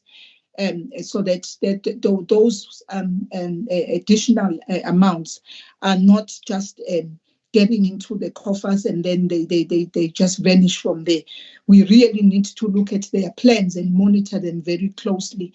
Just to confirm with the team, what sort of processes will they have in monitoring that, especially that project where they are installing the new meters and repairing those that are faulty? Thank you, Chair. Thank you, Madam. Ms. Masike, can please mute yourself. Please respond. That's the only question to you, Ms. Baminya. Ms. Masika, please mute yourself. Thank you. Muted now. Ms. Mabinya? Thank you, Chairperson. The municipality will be asked to submit a energy losses report that will be closely monitored. And they are applying for a 15%, but it is below the guideline, not above the guideline.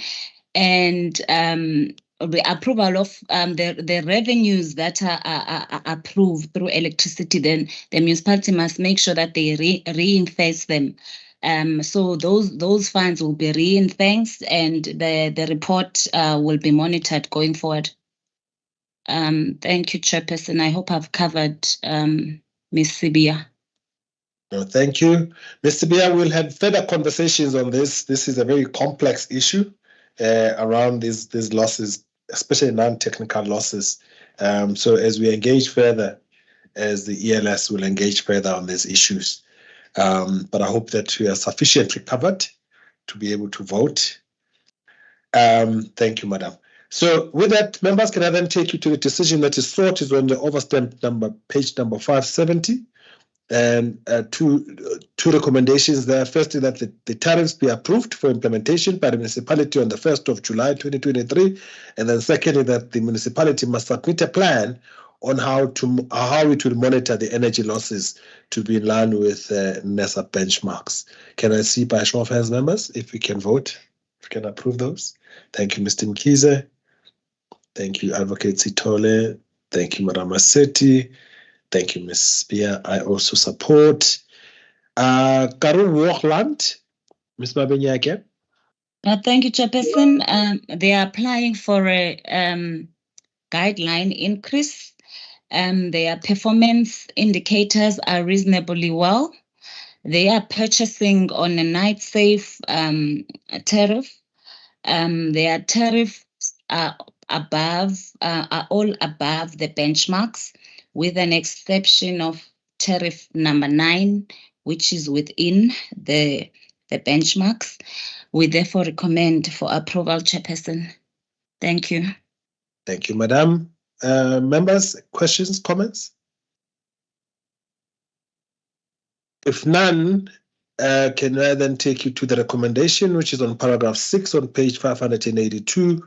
It is recommended that the tariffs be approved as per the tariff analysis recommendations for implementation by municipality on the 1st of July 2023. By show of hands, members, if we can approve that.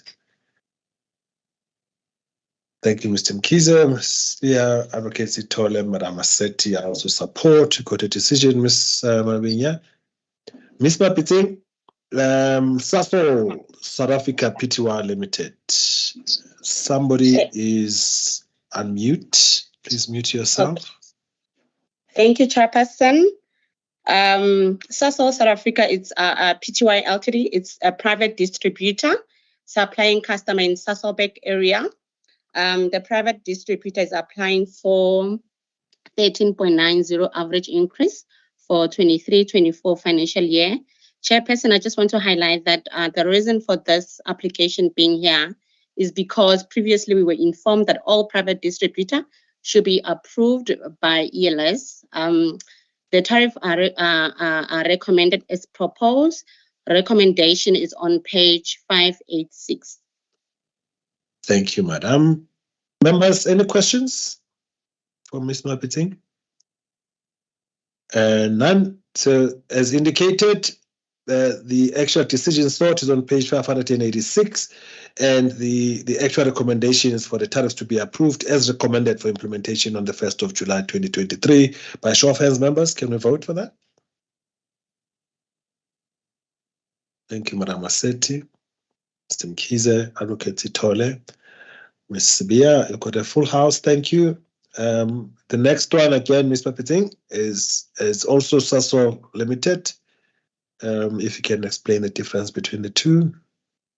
This one, it's supplying customer in Secunda area. This one is applying for average increase of 18.65, Chairperson. The private distributor, sorry, let me just check it. Sorry for that. The private distributor, what happened? The private distributor is applying for average increase of 18.65 for financial year 23-24, which is in line with the approved ERZA of 18.65 for non-municipal key area industrial customers. Chairperson, recommendation is on page, it can't be 586, sorry. I'm not sure where the recommendation is. Why does it look 595? Yeah. 595. Thank you. Yeah. All right. No, thank you. Thank you for that. Ms. Mapeting. Members, any questions on this one? Madam Massetti. Thank you, Chairperson. Chairperson, I just want to understand the structure of the tariffs. I understand that it was there last year. So my issue is just as we approve the level of tariffs. So we need to also be comfortable with the cost that are packed on that tariff. So I'm looking at the network charges. It's a whole lot that is listed there. If I may pick one, the transmission charges. I don't understand this one of the transmission charges. Remember, we also offer there are tariffs for that we grant Sasol on transmission. So I'm also not. I don't understand that they do have separate transmission lines that are meant specifically for Eskom.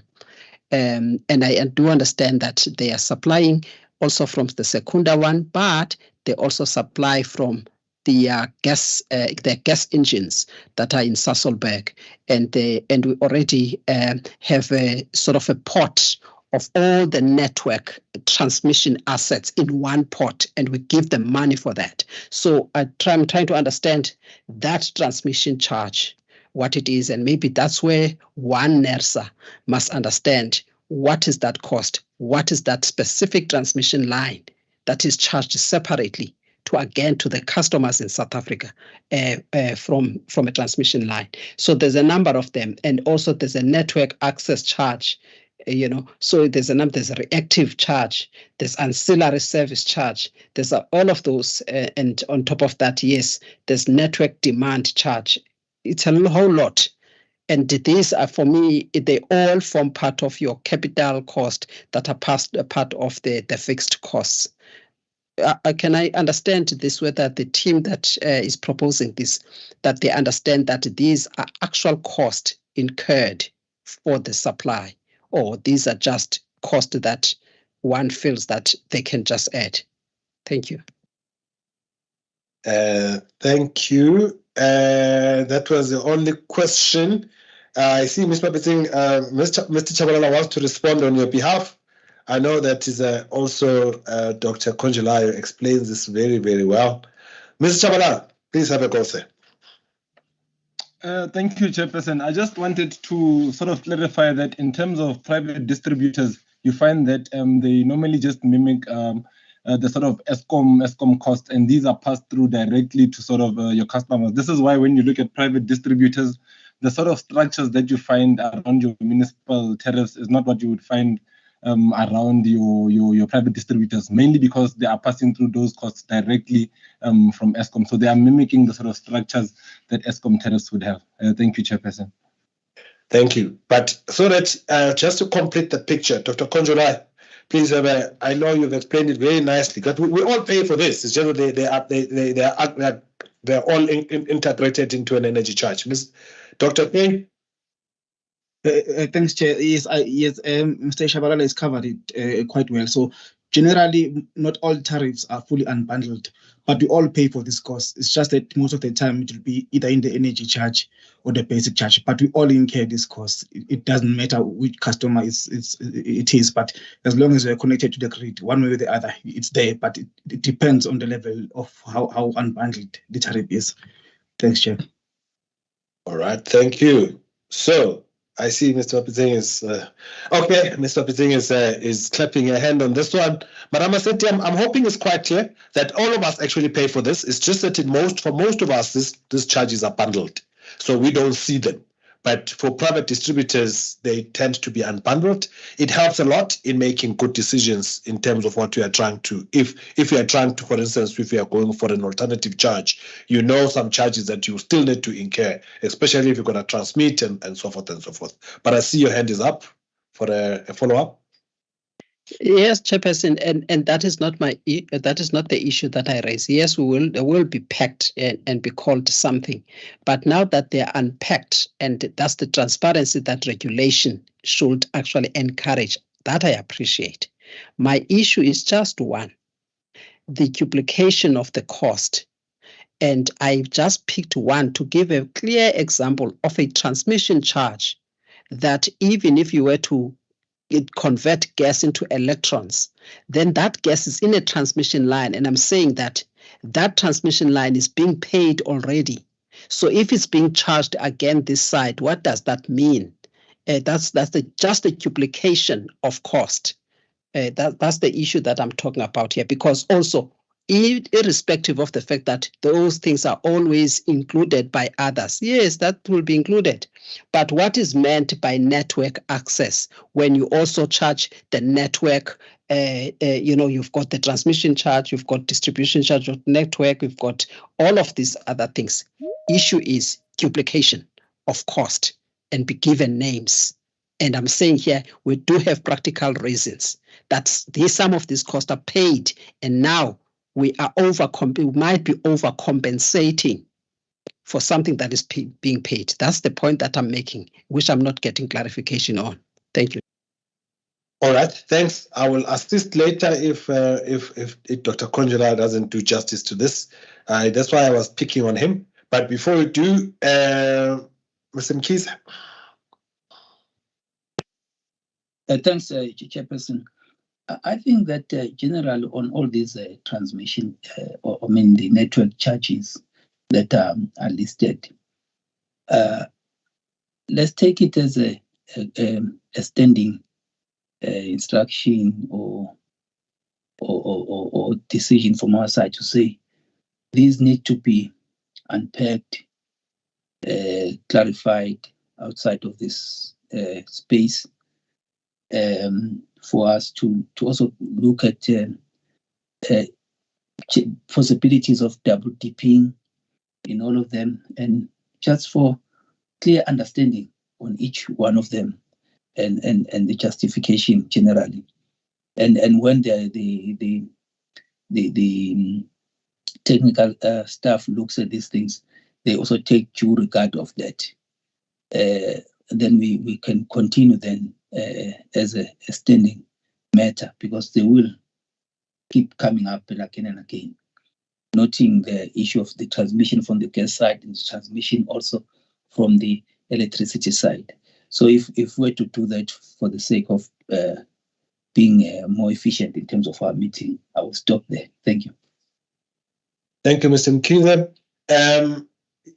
Taking advice again from Mr. Mkhize, Dr. Conjola, can I just give you a couple of seconds? Please explain this, because this is an unbundled tariff, and there is actually no cross subsidies. In fact, all of us should be asked to see all of this so that we make good decisions. All of these charges are actually charges that we should all be seeing. But Dr. K, just a couple of seconds, please.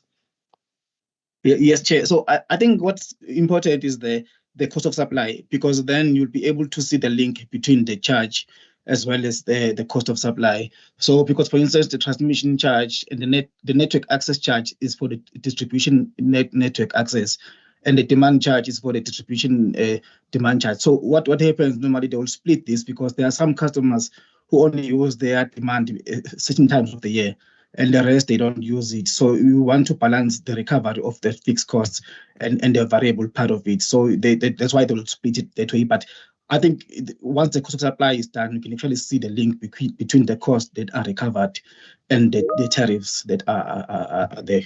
Thanks, Chair.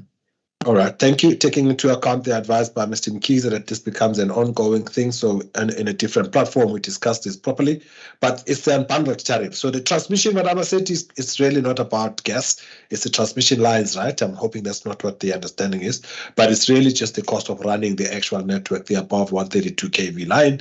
There's a particular tariff associated with that, and those two line items, as explained by Dr. K, to deal with distribution, reactive and ancillary charges. Those are also costs that are incurred by the systems operator and so forth. Most of us, no, all of us pay for this. Most of this, unfortunately, are wrapped up in terms of energy charge. So the unbundling is meant to actually show us where all of those, the actual source of all of those. All right, with that, members, and the advice by Mr. Mkhize for further engagements on this, can I then take members to a decision on this one, which is on page, as we said, Ms. Mapeteng is on page 595, that the recommendation is for the tariffs to be approved as per the recommendation in analysis sheet for implementation on the 1st of April. 1st of April, is that correct? Because 1st of April is long past. Yes. Oh, okay, but it's first, so it's actually going to be backdated. Right, So it's yes, first. All right. So backdated. All right, that's fine. So it's 1st of April 2023. So members, by show of hands, can you approve? Thank you, Madam Maseti. Thank you, Ms. PM. Thank you, Mr. Mkhize. I also support. Thank you, Advocate Sitole. You've got your decision, Ms. Mapeteng. The next one is Itala Development Finance Corporation. Mr. Chabalala. Good afternoon and thank you, Chairperson. Itala Development Finance Corporation is a private distributor in KwaZulu-Natal.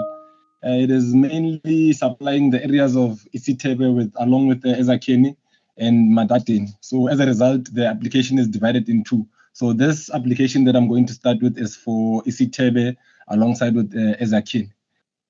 So as we had indicated when Ms. Mapeteng actually introduced the private distributors, these cannot be actually compared to your municipal benchmarks. And as a result, they're actually not forming part of the guideline calculation. So what they've done is that on this one, they've submitted their cost of supply information, and that their average increase in costs are actually falling onto the 18.85% that is being applied for. So with that being said, we have recommended the tariffs as applied for, and this can be found in the tariff analysis table, and the recommendations are placed on page 605 of 610. Thank you, Chairperson. Thank you, Mr. Chawala. Mr. Bia, I saw your hand was up. Was that in respect of the previous decision, or was it a lingering hand? Apologies, Chair. I wanted to inform that I have to recuse myself with regards to this decision. The email is still in my emails, which I sent earlier today to say I am a board member of Itala Development Finance Corporation. It didn't go, so apologies for that. Okay. If I can be excused on this decision. All right, I think it's noted. All right, so you're declaring. All right, thank you. Advocate, any question? Chairperson, not really a question, but some clarity because I'm a bit confused. When you look at the introduction, we see that the Itala is supplying mainly to 3 industrial estates. And then the next sentence says that the estates distribute to 2 business units in the area, which are Ezakheni and Madatin. And in the presentation, Babu Chawalala talked about Isithebe and Madatin. If you can just clarify that so that there is no confusion. Thanks, Chairperson. Thank you, Advocate. Mr. Mkhize? Thanks, Chair. I'm not so sure. Are we talking about the 8.85 or it should be the 8.65? And they say the project is applying for 18.89. Like if you look at tariff for the commercial tariff 1, the rate 3, commercial conversion for less than or equal to 100 kVA. I just want to get to understand which one is in line with the ESCOM increase, like it's been communicated. Thank you, Mr. Mkiza. 8.65 or 8.85? So that's the question. So, colleagues. 8.9. Yeah. Confusing. Yeah. All right. So, Mr. Chabalala, if we can start with the question by the advocate.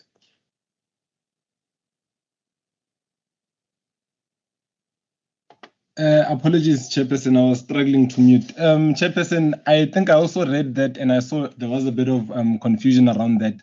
In fact, the sentence can be enhanced to read a bit better, but the application is divided into two, whereas previously we would have all those three. You now find that the first two, which is, can I just read the names properly? It's Isitebe and Ezakeni. Isitebe and Ezakeni, you find that as one application, and then you have Ematadeni as the second one, which is the one that will be presented after this one. Can I go ahead with the other question, Chairperson? Yes, please. Yes, I was actually trying to refer to the cost of supply information. It's on page, I'll provide you the page just now, Chairperson. Apologies. Yeah, I think it was a typo in terms of having 18.6, 18.89 and 18.85. The actual number you can find in page 597. That's where so what they've done is that they've calculated an average increase in line with the sort of formula that we use to calculate our municipal guideline increase, but that's based on their own sort of cost of supply as submitted. And as you can see in that table on page 597, the increase is actually 18.85. Apologies for that mistake. It's actually supposed to be 18.85. Thank you, Chairperson. Thank you. Thank you. I hope, Advocate, you are sorted out, and also Mr. Mkiza, the clarification. So the number that's applied for is 18.85, and Advocate is those two. Yeah, okay. With that, then, members, can I then take you to the decision that is sought in respect of this particular one? It's on page 605, and the recommendation that the tariff be approved as recommended for implementation on the 1st of July 2023. By show of hands, members. Chair, I just want to, sorry, the chair to yeah. I just wanted to get clarity. When one looks at the 18.65 vis-a-vis the 18.85, was there no way that this supplier can stick to 8.65? Mr. Chawala, do you want to venture a response on that? I think the tricky part on this one, Chairperson, that's why I actually made reference to that table, that page 597, to say that that number was actually not a thumbsuck. So the process that was followed to get to that number versus the cost to supply that was submitted, it becomes then difficult to justify and say that how do we then jump to 18.65, whereas the costs were actually demonstrated to be at this particular level. I think that's where we need to then strike that balance, Chairperson. Thank you. Thank you. Thank you. So I'm hoping, Mr. Mkiza, you're covered. It's based on that. The actual number is based on the analysis provided in page 597, based on the actual costs, and the cost of supply was provided. And therefore, not necessarily in line with the ESCOM increase. So they must not put that sentence then under rate 1 industrial. But it's fine. I understand. Yeah, but the bulk purchase is actually based on an 18.65 increase, and then there's the other costs that bring it up to 18.65 using the weighted averages. But anyway, I actually hear you, Mr. Mkiza. So it shouldn't be as if it's a one-on-one. It is related, but it's not the same as the ESCOM ERSA increase. Okay, but with that, members, can I then take you to the decision that is sought? Page 605. As read, I think I've read it into the record. Can I see by show of hands, members, if you can approve this? Thank you, Mr. Mkiza. Thank you, Madam Maseti. Thank you, Advocates Tole and Mr. Spear can't vote as indicated. I also support. Members, it is 15:58. We are 2 minutes away from the official time of 1600.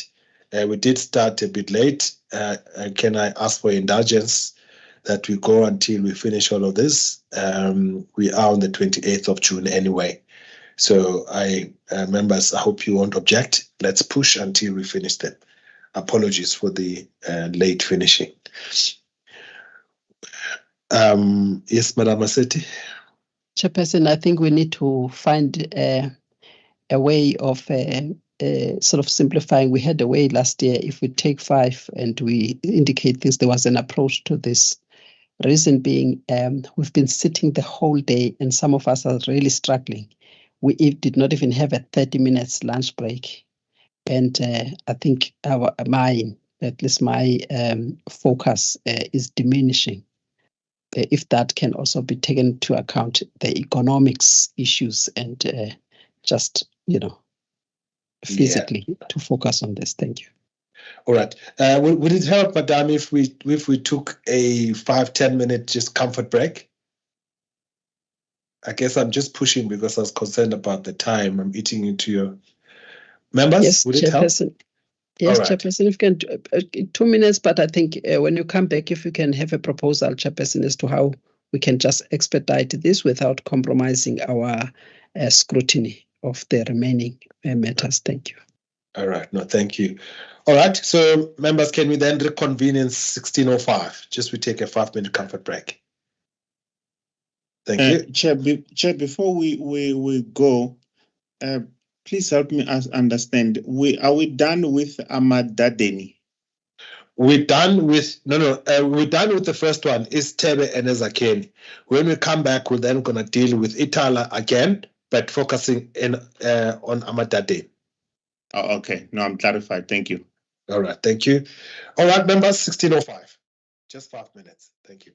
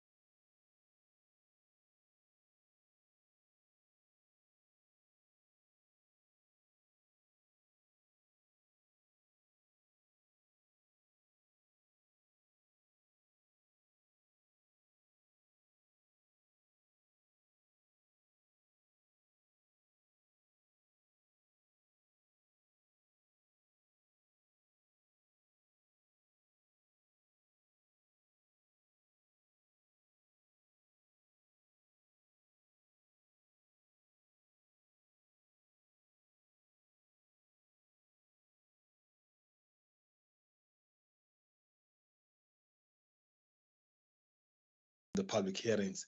So can I suggest this, colleagues, that firstly, I think we've dealt with the principles, a number of the principles, for instance, which were things, principles that relate to private distributors, principles of no benchmarks, and so forth and so forth, and why certain things are here. Can I just suggest that as you present, you only just hone in, just focus on what might be different in respect of the submission that is before members, so we can focus on the questions by the members, if that's going to work. I'm hoping, Madam Seti, I'm addressing the issue that you raised. So let's just focus on what's different, and then we take the matter as read, and members can then raise.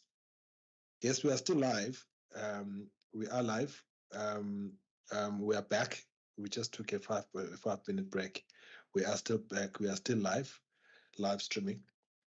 So what I'm suggesting is that we actually handle it that way, members, and whoever is presenting. Madam Aseti would be comfortable with that. I'm hoping that we're not going to be robbing the members of the public of a detailed analysis. Okay, can we then restart, please, on that basis? Just focus on the things that are different.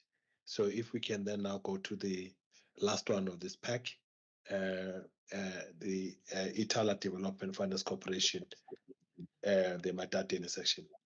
Mr. Chavala. Thank you, Chairperson. On this one, I'd like to maybe start off on a note of correction. I know CEO had raised this issue on the previous one to say that to sort of correct the ambiguous sort of relationship on this one. We actually had it bundled out oppositely. It's Isitebe that's standalone, and then this one is actually for Ezakeni and Matadini. But like I had indicated initially, this is something that will enhance to sort of make it read better. With that being said, Chairperson, this one is the same as the previous one that we had explained. The cost of supply information that we've analyzed has brought us to that 18.85% as applied for. We have recommended, in line with that, tariff analysis in page, and the recommendations are sitting on page 610 of 610. Thank you, Chairperson. Thank you, Mr. Chabalala. Members, I don't know if there's anything in particular that you would want clarification on this one. It's very similar to the previous one. If not, can I then take you to a decision, members, which is on page 610. By show of hands, members, its recommendation is for tariffs to be approved for implementation the 1st of July. By show of hands, members. Thank you, Advocate. Thank you, Mr. Mkize. I also support. Mrs. Spear can't vote. I'm missing Madam Aseti, but it's okay. I think 3 members out of 5 have voted. All right. So this concludes this pack, members. We now go to pack number 5D, which is what the pack that should have come here, actually, I would assume. Mr. Chotlo, do you want to say anything first before we go to the individual applications under that pack 5D? No, Chair, nothing to add except only to say that this pack has got a mixture of issues. One is the tariffs above or above guideline or benchmark, but those that did not go to the public hearings. The other one is tariffs that are based on cost of supply. That's about 4 of them, and then the rest is then the tariffs. Those municipalities that presented at the public hearing, and out of that number, I think it's 5 of them. So I will just ask the colleagues to come in and present them as we did with the previous pack. Thank you, Mr. Chotlo. The first one that comes before us, members, is AECI Acacia Operations. Ms. Mapiting? Thank you, Chairperson. I think earlier on, when we started the meeting, Mr. Sichotlo mentioned that this one can be tackled after eThekwini, because the decision is because of the eThekwini. It's Agreed. Sorry. Let's then go to City of Ekurhuleni. Madam Masiki. Thank you, Chair. City of Ekurhuleni is operating at a deficit, and the energy losses are slightly above the NESA benchmarks. I would like to guide you to the 3 tariffs that are going or that are increasing above the prescribed guideline. Number 1 is tariff A IBT, where the city is actually matching the tariffs that are applicable to the domestic customers of Eskom, because in the area where this is applicable, there's a mixture of customers between Ekurhuleni and Eskom. So for purposes of fairness, you can't have one neighbor using different tariffs and the other neighbor using different tariffs. So they are always matching Eskom's tariffs on this one. The other one is tariff I, where City Power and Ekurhuleni have agreed to charge themselves tariffs that are, where's tariff I? Sorry. Excuse me a bit. This is a tariff between City of Ekurhuleni and City Power, where they just use the bulk purchase 18.49, and the last one is tariff J, also where there's tariffs that are coupled with Eskom tariffs. Also there the increase is 18.49. The rest of the tariffs are going up by 15%. So we are recommending that the city's tariffs be approved as applied for. Thank you. Thank you, Madam. Any questions, members, comments? City of Ekurhuleni? If not, if I can then take you to the decision, which is on page 45 of 384 in that particular 5D pack. The recommendation is on paragraph 10. Recommended Sorry, that the, yes. Sorry, can we please correct that July 22 to make it July 23? Sorry, it's a typo. Yes. Okay. Yeah. All right. Correct.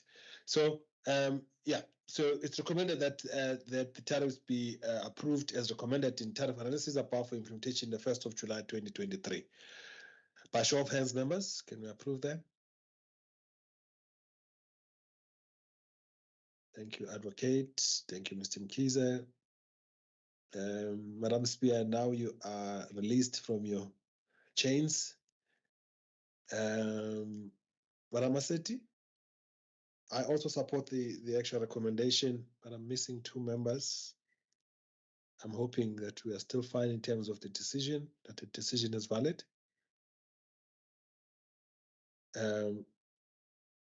Mr. Mabunda, I'm still comfortable. Chair, how many members did you count? 3, including me. We are not sufficient. Okay, there's only 5. There are 5 of us in the. There are 5 of us in the committee today. Yeah, we are always 6, even though Mr. Bukula is not with us today. All right. Okay, I'm missing the 2 members, but the question is, are we still correct? I think that's going to be the start. Do I still have the other 2 members? I'm scrolling to confirm that, Chair.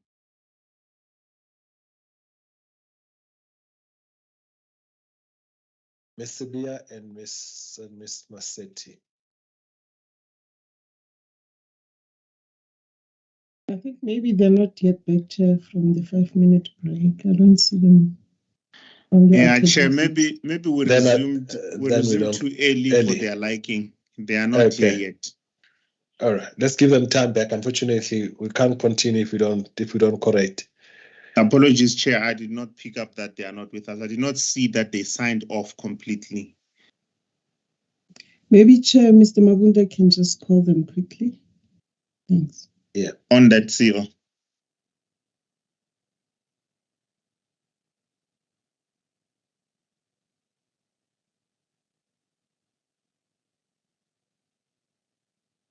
Mr. Mkiza? Yes, Chair, I was just thinking that meanwhile, we are waiting. That situation of ESCOM being alongside and saying the neighbor, are you looking at harmonizing that area in any event in terms of the distribution areas? It's a broad question, Mr. Mkize, and I think can we flag it and put it in that category of questions that you want us to deal with? Because it's not the only one. I guess there are a number of these municipalities where you do have ESCOM supplied area alongside the municipal supply area. No, I'm good with that. It's just that I didn't want to delay the Oh, okay. No, thanks. But I think the flagging is sufficient for me. Thank you. All right. Thank you, Mr. Sichotlo. We are going to flag that. It's in the list, Chair. Thanks. All right. Thank you. We'll wait for you, Mr. Mawunda, for guidance.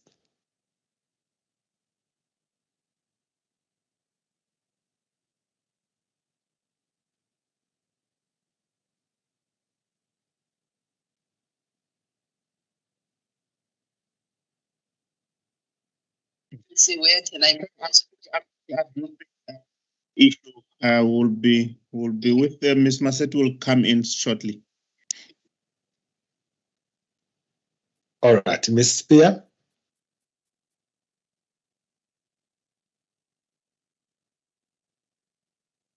Ms. Maset is back. I'm trying Ms. Spear now. All right. So with Ms. Masetti back, then we correct so we can continue to the decision.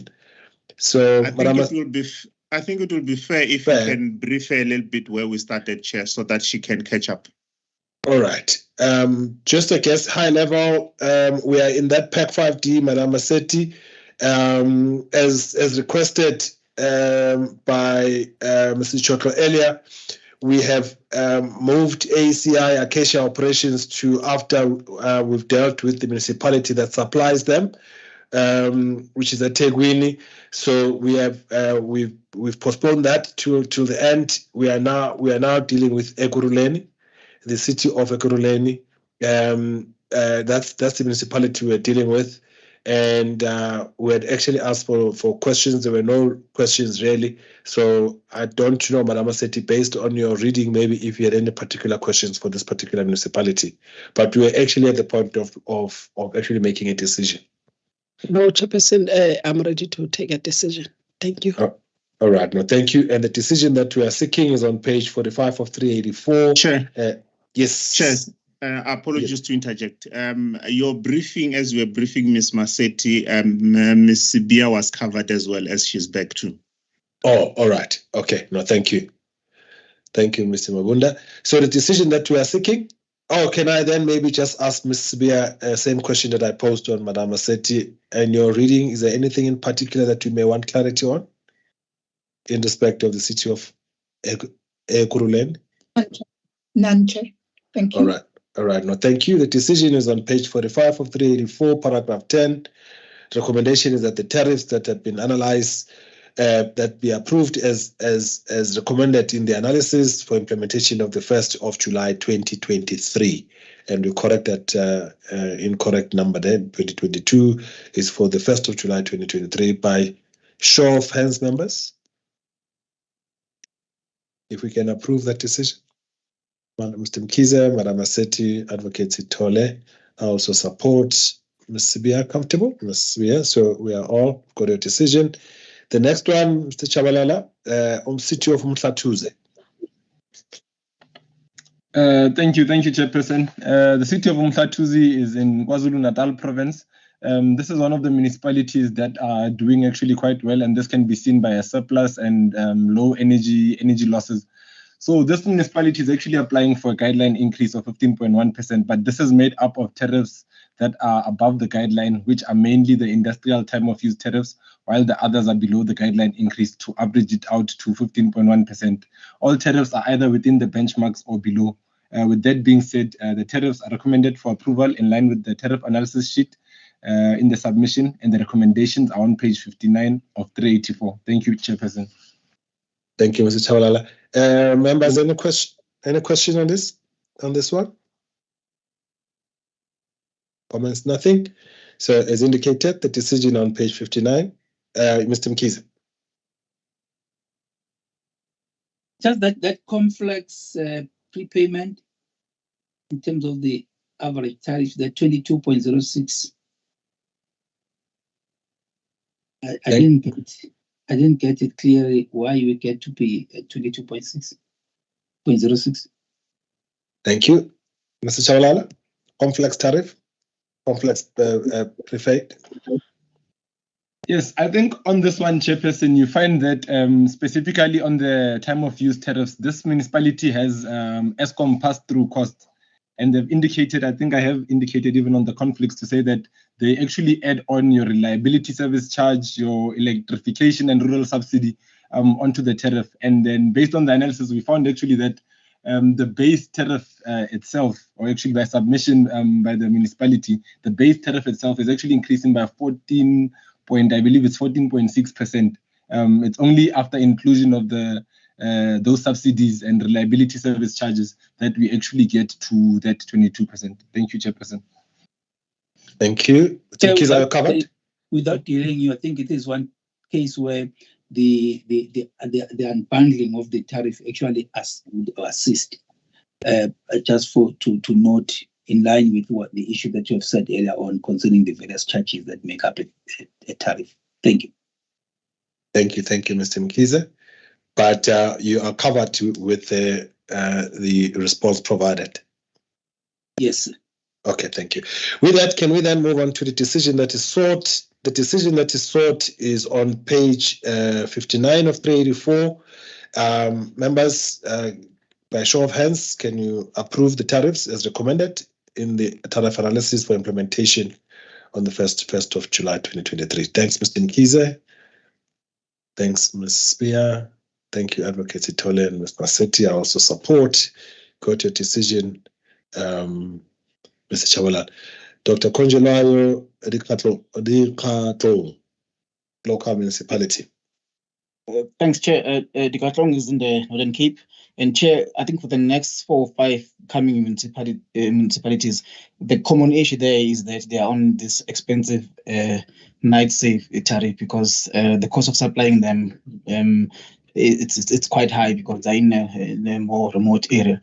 But I want to highlight is the fact that even if they had to reduce their losses to 12%, they will still make a deficit of 36%. So we thought that maybe instead of limiting the tariffs to the benchmark, which might in the future not be relevant, allow them to keep their revenue structure as it is until they can do a cost of supply.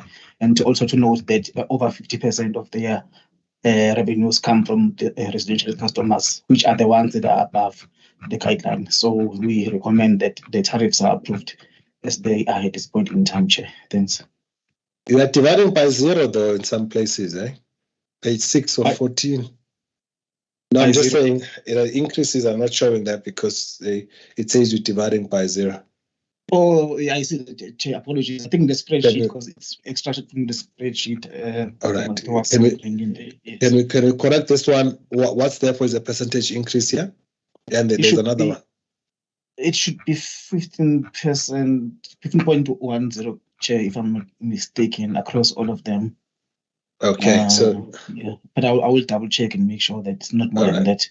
Yes. Because there's another one. There's another one on page 11 or 14. Also, it's the same. It just shows a big number. So you're saying that's also about 15. It's also 15.1. Yes, it should, Chair. Just double check because we're just approving everything across using the guideline. Yeah, but I will confirm those numbers, Chair. All right. No, thank you. Yes, I just checked. It is using that 15. Yes. All right. Thank you. Members, any questions on this one? If not, the decision that is sought is on page 73 of 384. And the recommendation is that the tariffs be approved as recommended in the tariff analysis sheet for implementation with the effect of the 1st of July 2023, and that the municipality must continue to monitor the performance of energy losses in line with the set plan until they are in line with the NESA benchmarks. By show of hands, members, can we approve that? Thank you, Madam Maseti. Mr. Mkize, Advocate Sithole, I also support. Thank you, Madam Spear. So the next one is Joe Morolo. It's still yours, Dr. Konjelai.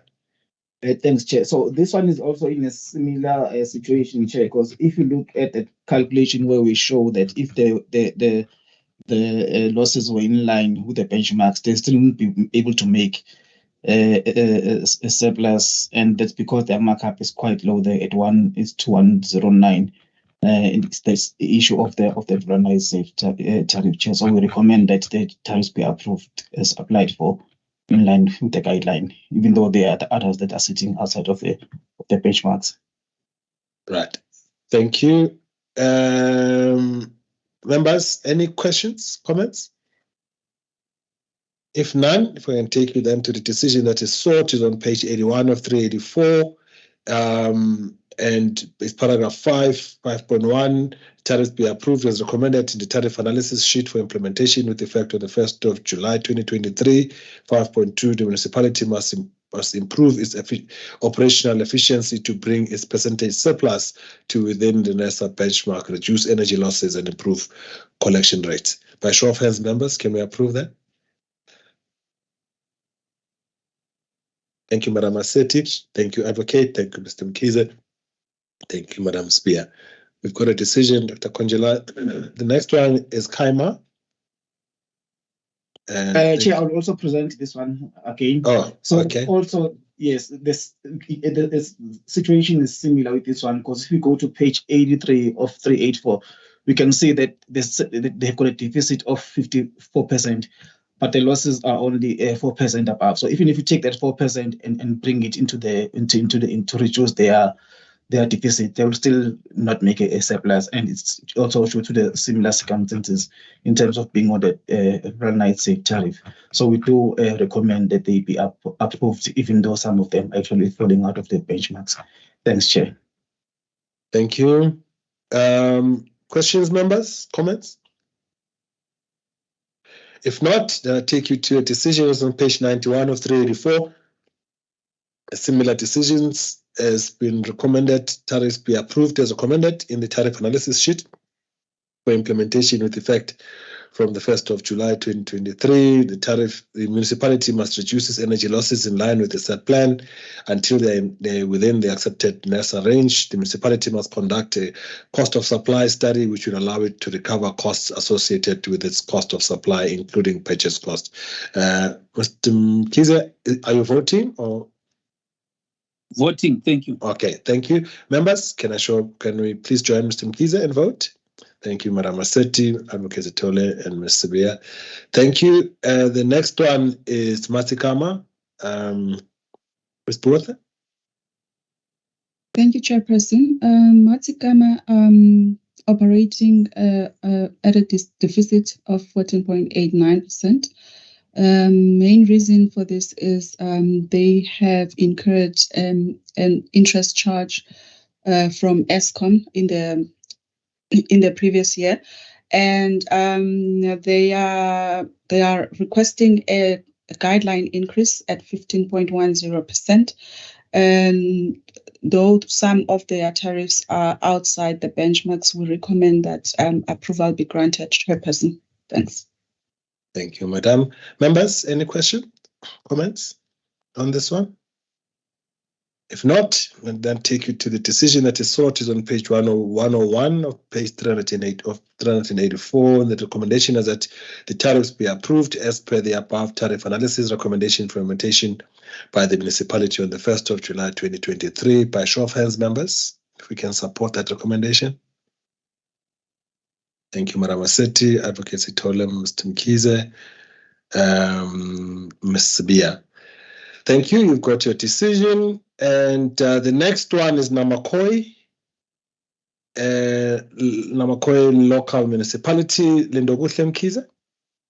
Yes, Chair, I'll also present this one. Namakoi is also in the Northern Cape. It also faces a similar situation in terms of they being on this tariff, but also their markup is much better than others. But even if they did reduce their energy losses to be in line with the range, they still won't be able to make a surplus. So we do recommend that the tariffs still be approved, even though some of them are falling outside of the benchmarks. Thanks, Chair. Thank you, Dr. Conjola. So, members, any questions on this one? Comments? If none, yes, Madam Massetti. Thank you, Chairperson. Mine is just a comment on something. I know that we still need to work on these things, but I think sometimes these markups are quite high. I mean, markups of 62%, 68%, 50-something percent.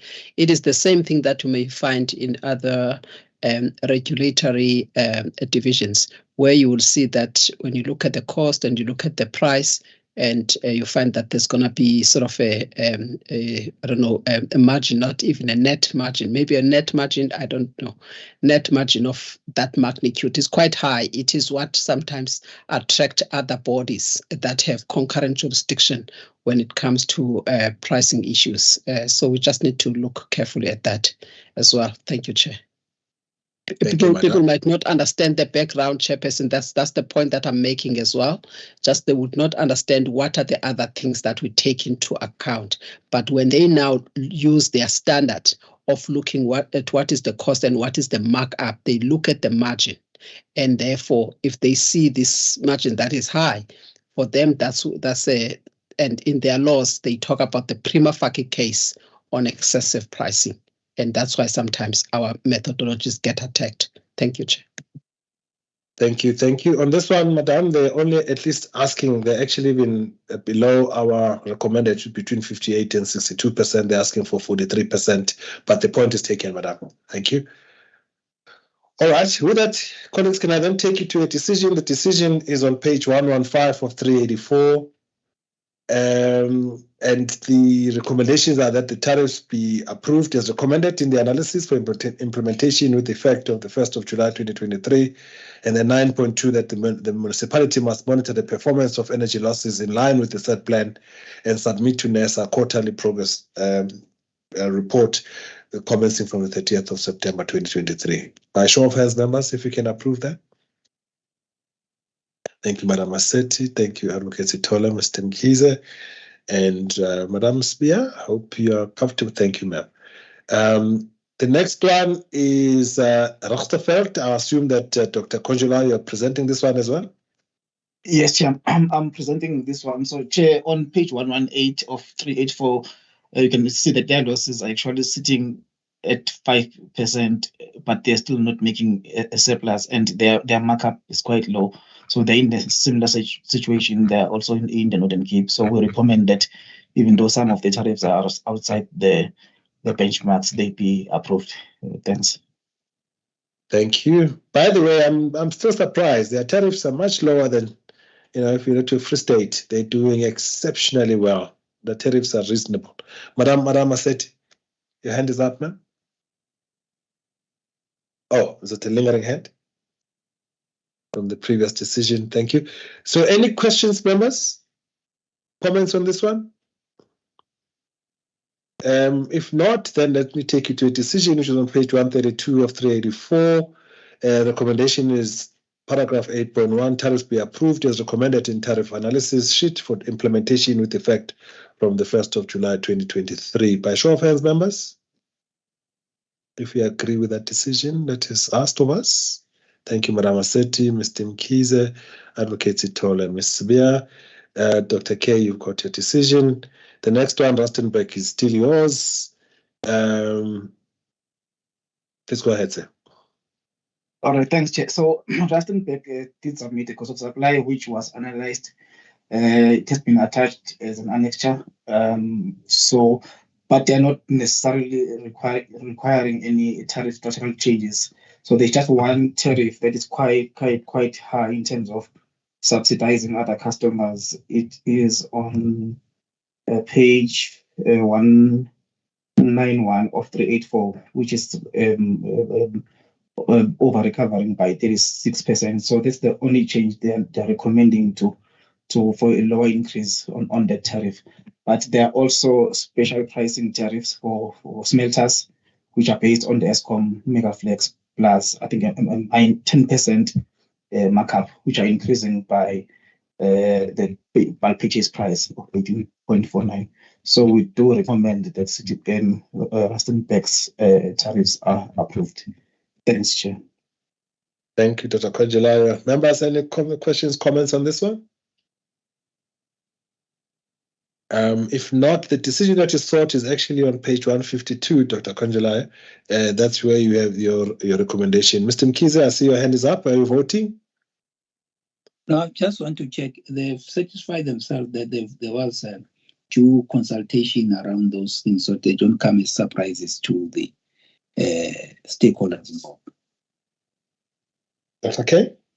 Yes, Chair, there was a consultation for all these proposed tariffs. All right. Thank you. Hope we are covered, Mr. Mkize. The decision that is sought is on page 152 of 384.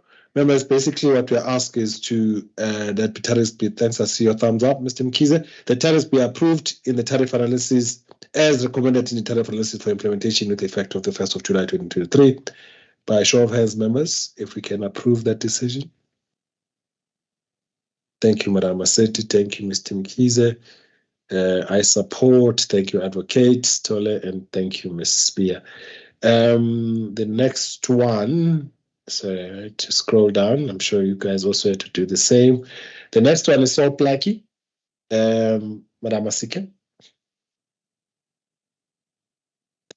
Thank you. Thank you, Chairperson. Sol Plaki is also applying for the structure to be changed. They have submitted a cost of supply study, which has been analyzed and submitted as Annexure A. The changes that they are proposing there is that they would like to introduce capacity charges as well as reduce some of the basic charges. And in terms of indigent customers, as opposed to increasing the tariffs by the guideline, they would like to increase it by slightly higher, 15.5, in order to deal with the under recoveries that are experienced there. And for domestic conventional customers, due to lack of fixed charges, remember last year NERSA approved the fixed charges, but the municipality didn't implement them. So they experienced some revenue losses. So also they would like to reduce the basic charge that was approved last year and also introduce the capacity charge. The overall tariff increase is 15%. The municipality is trying to balance out under normal circumstances. If they had not adjusted for losses, the increase would run somewhere around 24%. So with the reductions in some of the tariffs and increases in other, the overall increase is 15%. And it's recommended that it is approved in line with the analysis that is made in the Annexure A of the cost of supply study. Thank you, sir. Thank you, Madam. Members, any questions? If not, taking into account that I understand that you must be very tired after starting at 9 on these issues, but the decision that is sought is on page 218 of 384, and the recommendation on paragraph 6 says the tariffs must be approved as recommended in tariff analysis for implementation on the 1st of July 2023, and the municipality must submit a progress report on energy losses reduction by the 30th of September 2023. By show of hands, members, if we can approve that. Thank you, Mr. Mkize. Thank you, Madam Maseti, Advocate Sitole. And thank you, Ms. Spear. Thank you. And the next one by Ms. Liburu is Dr. Beas Nodia, local municipality.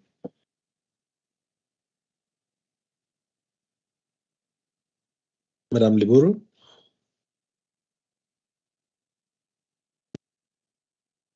Do we have her on board? If not, can we get assistance, please, Madam Asike? Ms. Matlako will handle this one, sir. All right, thank you. Member Tlako. Chair, can I humbly request that we just maybe move on to the next one while I try get hold of Ms. Liburu, please? All right. Seems like a simple one, 93% recover cost collection. But anyway, all right, let's move on to the next one. We'll come back to this one as soon as she becomes available. The issue now is we go to the next ones, the municipal applications above guidelines. Are these the ones that include City of Cape Town? These are the ones that presented, correct, Mrs. Chotlo? These are the ones that presented in the public hearing. True, Chairperson, yes. All right. Okay. No, thank you. Advocate Sitole? Thank you, Chairperson. Chair, I was just going to request that the team, when they present on these ones, they confirm that the additional information that was requested from some of the applicants, they confirm that they did receive it and that it has been factored in what is before the committee today. If they can take that into account in terms of sharing with us that that has been done. Thanks, Chair. Thank you, Madam. Thank you for that. So, team, please, as you present, the first one is City of Cape Town. Madam Abinya. Thank you, Chairperson. City of Cape Town, they are applying for a above the guideline increase of 17.6%. And this is based on a 9.6 increase as per their 2022-23 tariff application, which was not approved by NERSA. Based on NERSA's approval of 7.47 for the 22-23 tariff cycle, the actual average increase that the city is applying for is a 19.7%. Chairperson, the additional increase that the city is requesting for is related to a decline in sales in 22-23 and a projected decline in sales for the 22-23 financial year. And then in terms of the ongoing litigation between NERSA and the City of Cape Town, the review of City of Cape Town took us to court for a review of NERSA's decision for the 22-23 tariff period, and this process is still ongoing. And then the High Court urgent application that was lodged by the city for the 23-24 tariff application has been set aside by the court.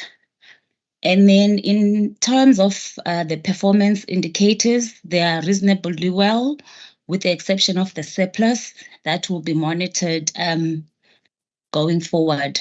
Chairperson, it's important to note that the NERSA decision of 7.47 has been used as a base to analyze the application. And a guideline increase is recommended for the City of Cape Town. And the reasons are, the city states that the reason why they are requesting for for additional money for decline in volumes is because there is an increase in energy efficiencies. Self-generation is taking place in terms of SSEGs, as well as they're experiencing a decline as a result of load shedding. Chairperson, the fixed cost that, as a right of these reasons that they've given in terms of self-generation, energy efficiency, and load shedding, then the city further states that then they need to increase their fixed cost because of these reasons for them to be sustainable. But in terms of the fixed costs that the city is referring to, these are already allowed through the network charges and the demand charges that the city is currently collecting from its customers, and these fixed charges do not vary with the changes in energy purchases as alleged by the city. And in terms of the bulk purchases, the city's bulk purchases will also naturally decrease because they are buying less volumes. Therefore, the city's bulk purchases from Eskom will also reduce in line with the drop in sales by the end users of the municipality.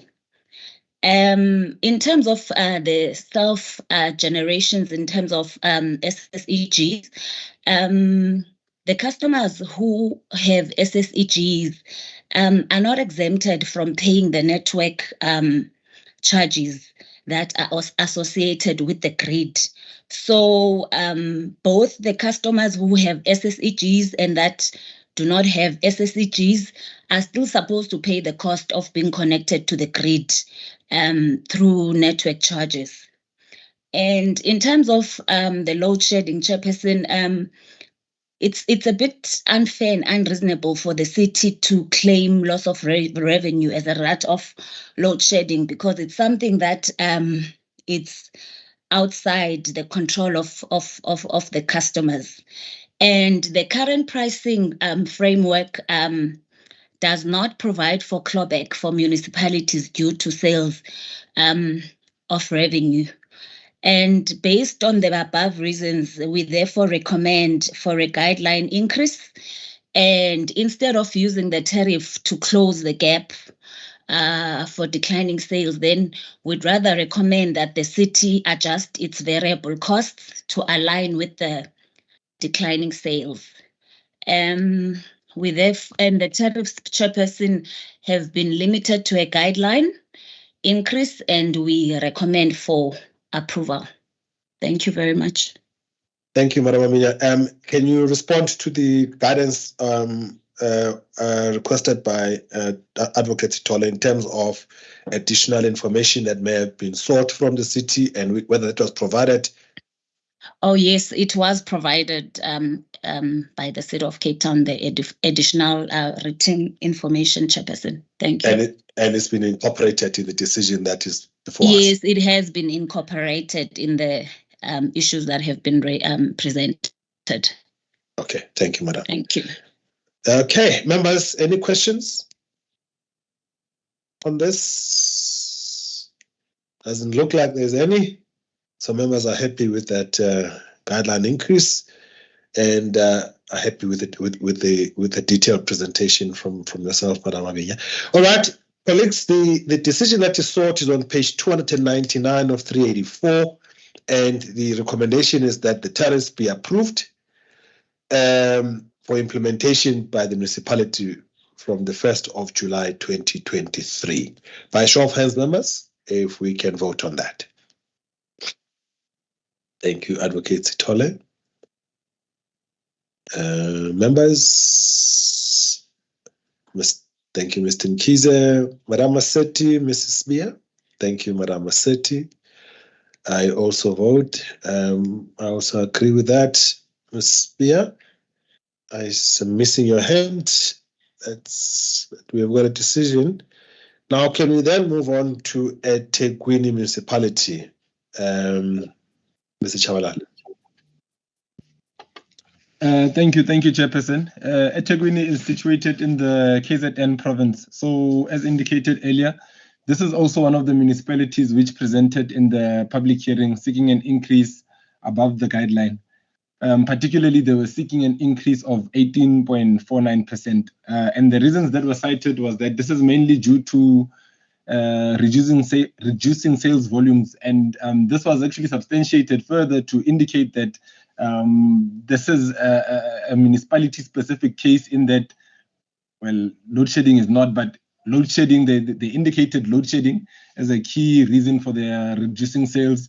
They had Durban-specific riots, they had flooding during that time. So those were some of the reasons that were sort of cited for this, for these reducing sales volumes. And then the second reason that they actually cited for seeking a higher increase was to cater for an increase in provision for bad debts. And maybe then to just at this point to respond directly to the issue raised by CEO to say that although some of the questions which were raised in the public hearing were not answered explicitly, the submission itself as a package, it was substantive, and it actually spoke to motivating those sort of two reasons that I've alluded to earlier, which is your declining volumes and the need for increasing bad debts due to on the issue of increasing bad debts. This is due to factors that have actually affected their customer affordability, among other factors, as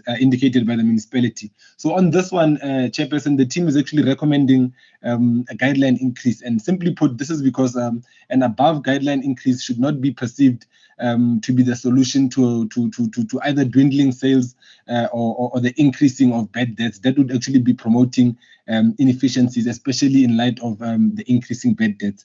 The tariffs are recommended for approval in line with the tariff analysis table, and the recommendations can be found on page 316 of 384. Thank you, Chairperson. Thank you. So, Mr. Chairman, just to be on the so we're aligned, you are recommending a guideline increase as opposed to what was approved, as opposed to what was applied for. Yes, Chairperson. All right, thank you. Members, any questions? Further questions? Thank you, Madam Assetti. Chairperson, I think we need to be very, very clear about this trend now that we have seen from the other licensees, where customers are made to pay for shortfall in sales targets. When you run a business, then you are not able to achieve sales, and then you say to customers they must pay anyway. We're struggling already with that with another licensee. Now it comes to municipalities, and remember the amount that we are saying on the guidelines, that the guideline increase that we have calculated, it already takes into account the cost incurred by Eskom, of which costs are based actually from those lost sales by Eskom. Now, in addition to that, they still want for themselves, the municipalities. I don't think that will be discharging our mandate appropriately as the regulator if we perpetuate these kind of situations. And what is the point of a cost of supply? I think we need to come out very clearly on these things, that we cannot compensate for things like loss in sales, and also issues of load shedding and all of that. We can't, in fact, with Eskom, we even ask Eskom to adjust it downwards for load shedding. Why must we compensate municipalities for load shedding? I think consumers are really at the receiving end. We can't accept such a situation, and I'm hoping that no calculation from these calculations have accommodated above guideline increases that seek to overcompensate and unduly compensate for things that we shouldn't allow licenses to recover cost for. Thank you. Thank you, Madam Assetti. Mr. Mkhize? Yeah, sorry, they're not seeking necessarily just to directly respond, but the sentiments that you're putting forth, Madam Assetti, during the public hearings, those were like also put forth by even the other presenters, and noting also that these matters were in the manner that they were ventilated. It's also important that they are kind of captured as such in the submission. Also to emphasize that the remaining customers not to bear the brunt of the increases. When it comes to things like floods and all that, they also affect the population, not just the municipality only, but they are very same customers. And I think it's important that we note that. But over and above that, noting this trend, it's going to be important that in the new methodology,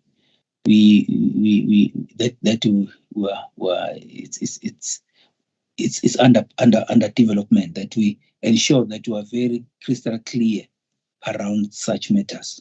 Thank you. Thank you, Mr. Mkhize. Advocate Sithole? Chair, I think I'm covered with the last point that Mr. Mkhize made, because I wanted to say that there were certain comments made which were really relevant to our process of the development of our methodology. So I was going to say that those comments, we will need to take them into account when we are finalizing our new methodology. Thanks, Chairperson. Thank you. Before I ask Mr. Chawla to comment on this, can I just flag one thing that I think, colleagues, we still need to be very careful, I think, and I'm not supportive of this increase, by the way, that the fact that we allow, so, ESCOM is allowed revenue variance. Our RCA is based on that if there is a loss in sales for ESCOM, we compensate for that. I think we've got to be very careful that I guess that one is actually, it's in the methodology, the MYPD methodology and the RCA. But in respect of the benchmarking approach, it is not covered. We must be very clear about that, because the idea of loss in sales on its own in not justifying increase, we must make sure that people won't find us guilty of treating one licensee differently from others. It's just that in respect of the MYPD, the actual conversion of the revenue requirement to tariff or the average tariff is done based on sales. So, but with the others, we've never done that. The methodology itself does not provide for that. But we must be clear on that, because it may seem unfair for other licensees that say, well, so this works for ESCOM, doesn't work for us. But what we are saying is that it's a business idea that makes no sense, that when you lose sales, you increase price, because that's not something that actually happens in reality. And that, going forward, we're going to fix that idea, even when it comes to ESCOM. I think that's the first issue that I want to raise. Number two, I think it's also going to be important for people to understand that, and this is a global phenomenon, that unfortunately with things like rooftops as they come on, if you don't price it correctly, you'll end up with some of the costs that stay in the system, and yet because they are not, you haven't unbundled the tariff properly, that you pay, or rather you recognize the energy that is, the energy charge for the people that are self-providing, but you don't account for the fixed costs that still remain in the system, that you will end up with a revenue gap.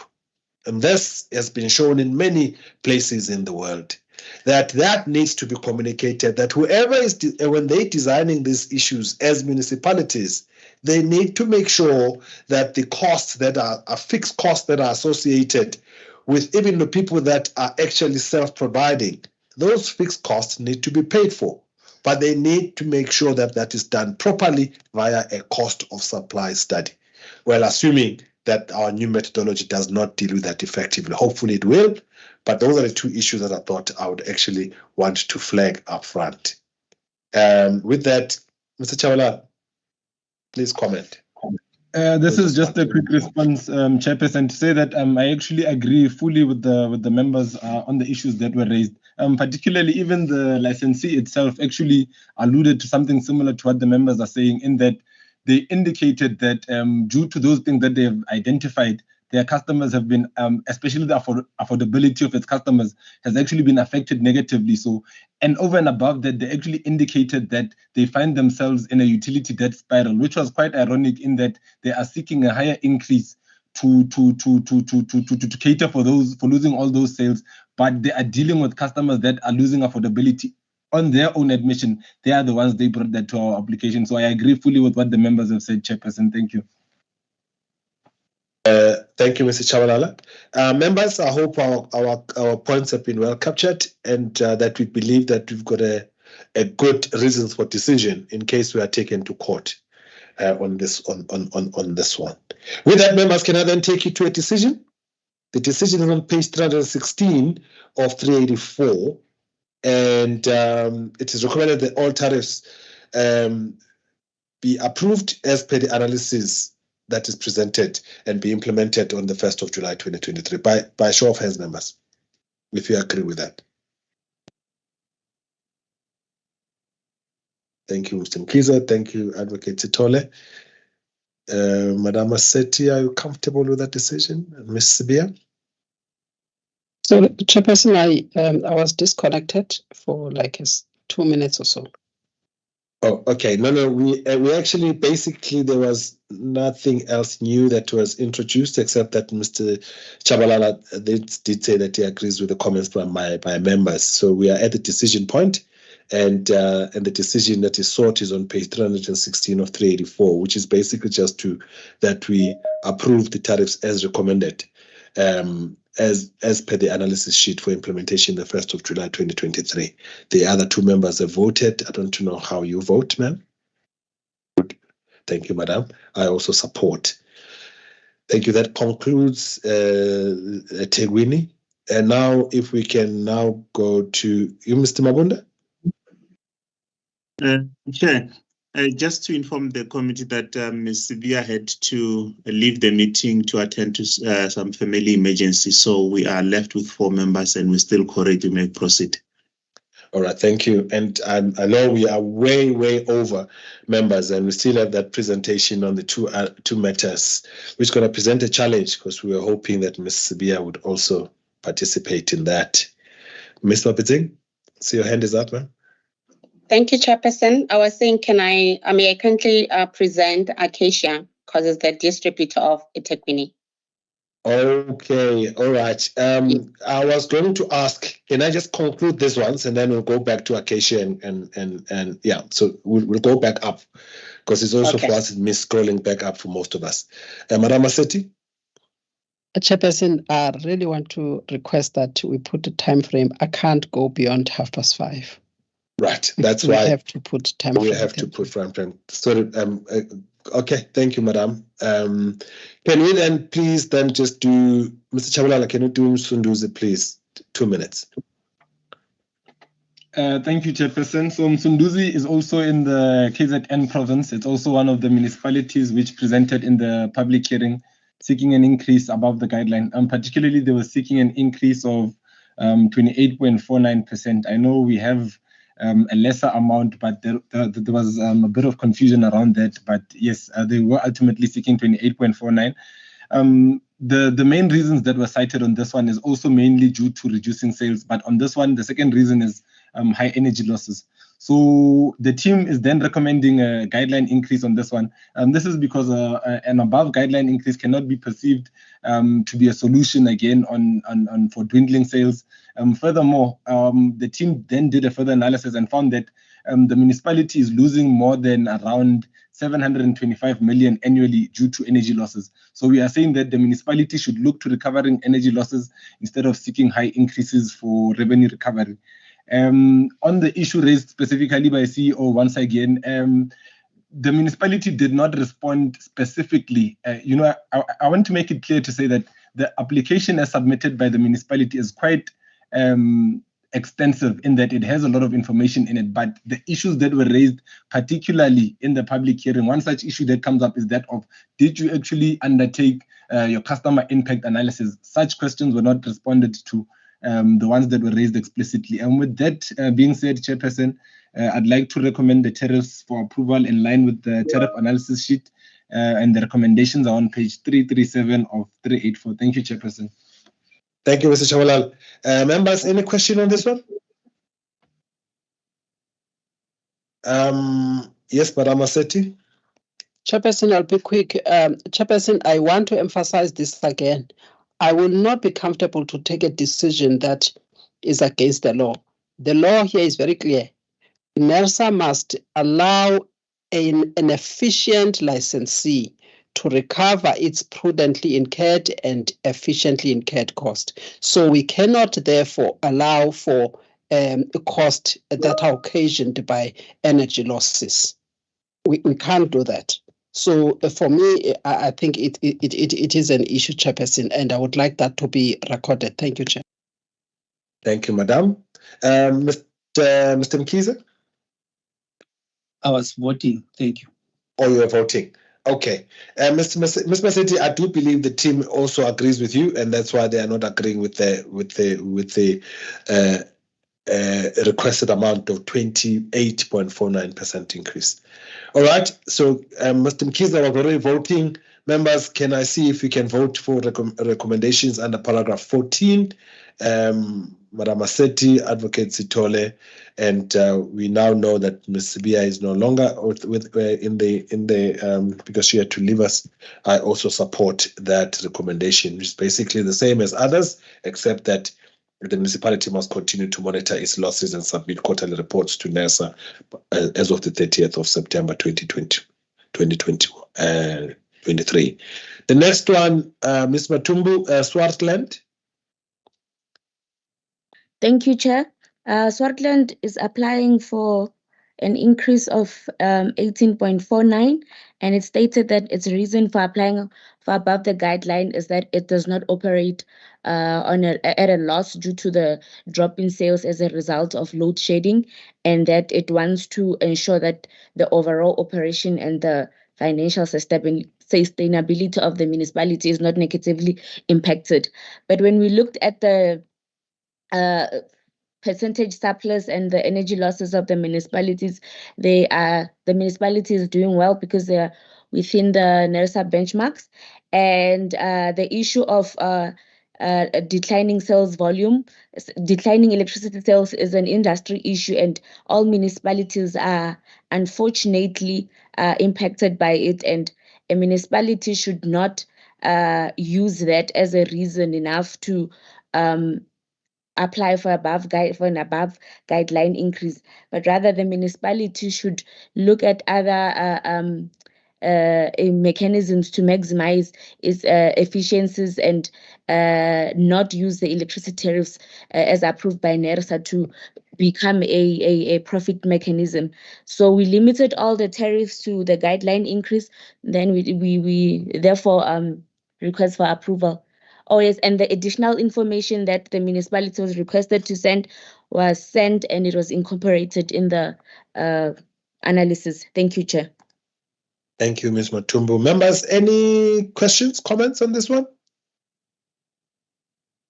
If not, then the decision that is sought is on page 355 of 384, and it's the same, the tariffs be approved as per the tariff analysis recommendation for implementation by the municipality on the 1st of July 2023. By show of hands, members, Madam Massetti, Mr. Mkize, Advocate Sitole, I also support. Ms. Matumbu, you've got your decision.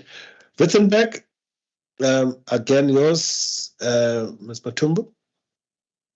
Thank you, Chair. Vincentberg is also applying for an above guideline increase of 18.45, and it indicated that its reason for applying for above guideline is that it wants to ensure that it does not operate at a loss because the bulk purchases from Eskom comprise 89% of its expenditure budget.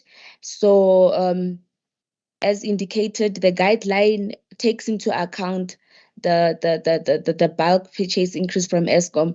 Therefore, we cannot accept the reasoning from the municipality to use the tariff applications to be a profit mechanism.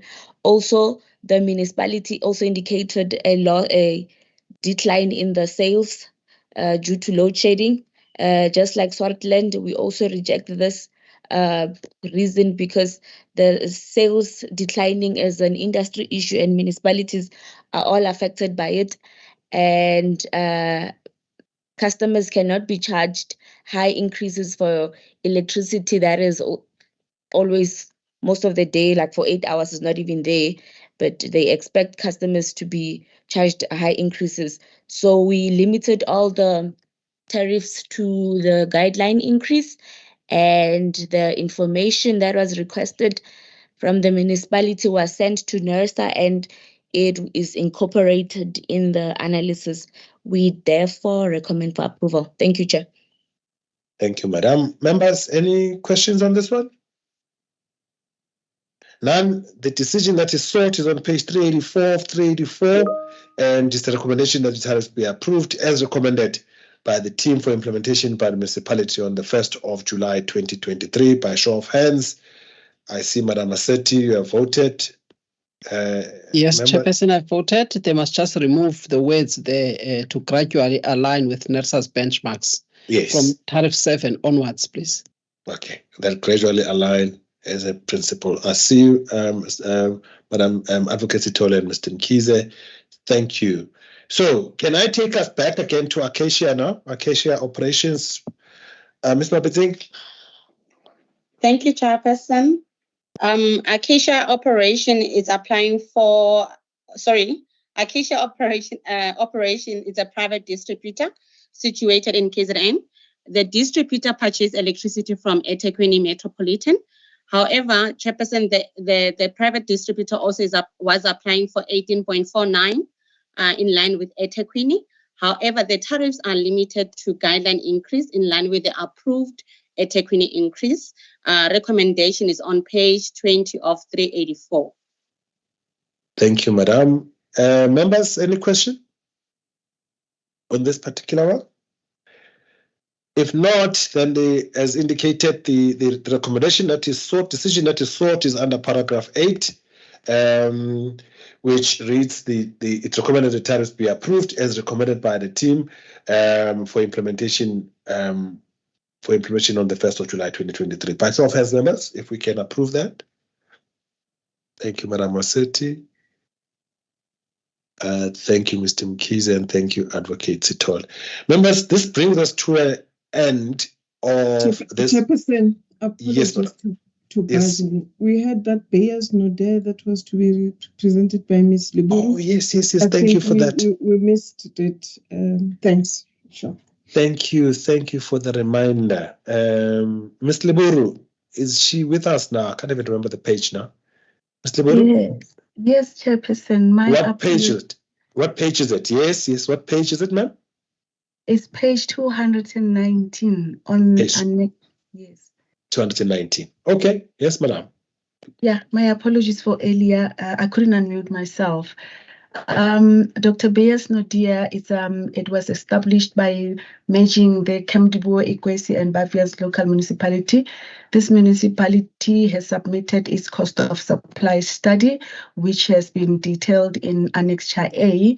I must also mention that the municipality could not come to the public hearing due to the miscommunication between us and them. The official who initially informed us that the application was going to be in line with the guideline. Later on, the municipality said that they are going ahead with a council resolution of 21% that was based on the cost of supply study. The municipality indicated that the reason for that was to, it was a part of its plan to address the challenges that was caused by the amalgamation of the electricity tariffs to recover their cost of distribution and to correct the historically low tariffs. However, as much as the tariffs were the proposed increase was 21%, you will see that some of the tariffs are increasing below the 21%, and our internal analysis also showing that the actual tariff is increasing by less than 21%. We have, however, limited those tariffs. The municipality was over-recovering in certain customer categories and under-recovering. For those customers that were over-recovering, which are all your domestic customers, your commercial customers, municipal tariffs, except for one Munich 2, those were limited to increase. My apologies. Those that were under recovering were limited to increase by 15 by the guideline increase, and then those that were under recovering, we have left them as proposed by the municipality. The reason being that we are bearing in mind that the cost of supply study is not a solution to all licenses problems. For example, the municipality needs to work on their inefficiencies, such as a need to improve on debt collection, managing general expenses, and efforts in dealing with bad debt provision. So a cost of supply on its own will not necessarily solve all those problems. So by so saying, we are recommending that the tariffs that have been proposed by the municipalities be recommended for approval. And then I think on the recommendation, I didn't mention that the study be noted and the tariffs be approved. So that will be corrected. Thank you, Chairperson. Thank you, Madam Liburu. Mr. Mkize, apologies, I saw your hand late. I didn't want to stop her from presenting. Is there something in particular you wanted to deal with? No, sorry, it's a lingering hand. Oh, it's a lingering hand. But Oh, meanwhile, okay. the other guys can prepare for the presentations, please. Thank All you. right. Okay, we've got 15 more minutes at the outmost, and on the outside, I think, colleagues. So, members, there is a presentation with the justification that has been provided, noting the point raised by Madam Aseti on the chat. Any other comments, questions, members? If not, Meliburu, do you mind just responding to the comment made by Madam Aseti that this measure was 10 years ago? Would you want to comment on that question, respond to that comment raised on the chat?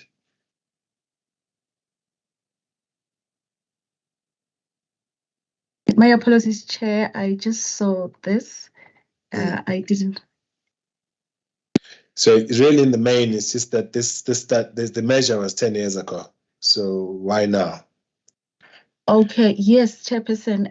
The municipality, when they started measuring, they had a plan, a 3-year plan of gradually aligning their tariffs back then to the benchmarks, because the tariffs were low due to the fact that when they were rationalizing, one municipality was a bit high and the other municipalities were very small municipality and they could not afford those high tariffs. So the municipality had to gradually align over a period of 3 years. But then after that period of 3 years, the tariffs were still low. So when they came back to us in 2019, 2020, so we couldn't approve their tariffs. That when we said to them they needed to do a cost of supply study so that they could do the tariff restructuring and tariff rationalization. So now they are coming back with a cost of supply. Thank you, Chair. All right, no, thank you. All right, responded to members. Any additional comment, question, Madam Aseti? Thank you, Chairperson. I just want to check if I thought she was going to respond to the question about whether we have approved a cost of supply study for Beasnodia. So I didn't get an answer, specific answer to that. And I think it will be important that we thoroughly analyze all of the costs that are included in the cost of studies that are submitted.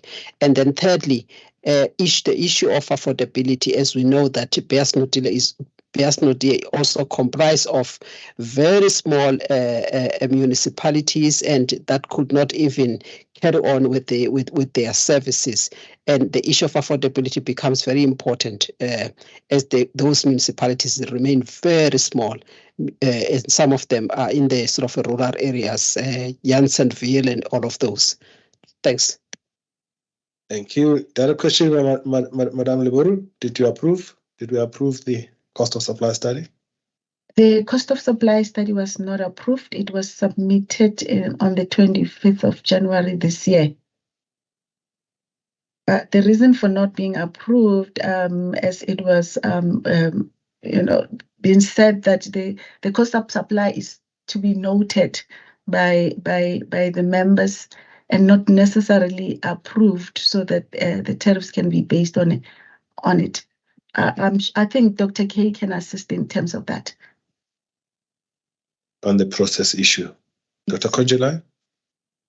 Yes, Chair. So yes, on the process issue, because the EPP states that a cost of supply study must support a tariff application, but we don't really approve the study per se, but we note that the data that was used to conduct the study follows our NESA framework, but we actually approve the tariffs based on the cost of supply study that supports those applications. But before we allow them to do any changes to their structures or any proposed changes, we would need to satisfy ourselves that the data that went into the study itself complies with our framework and is reasonable to be used as a basis for a tariff application. Thanks, Chair.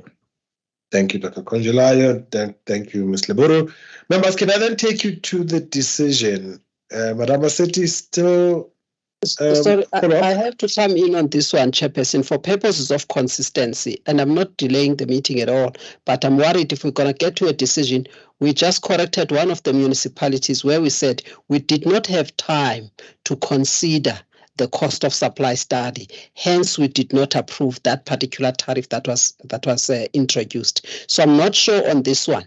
How are we going to then say we are going to consider that cost of supply study, yet there is no decision and meeting of minds to say that we are happy with the cost of study that was submitted? So that is just my issue for purposes of consistency across all licensees.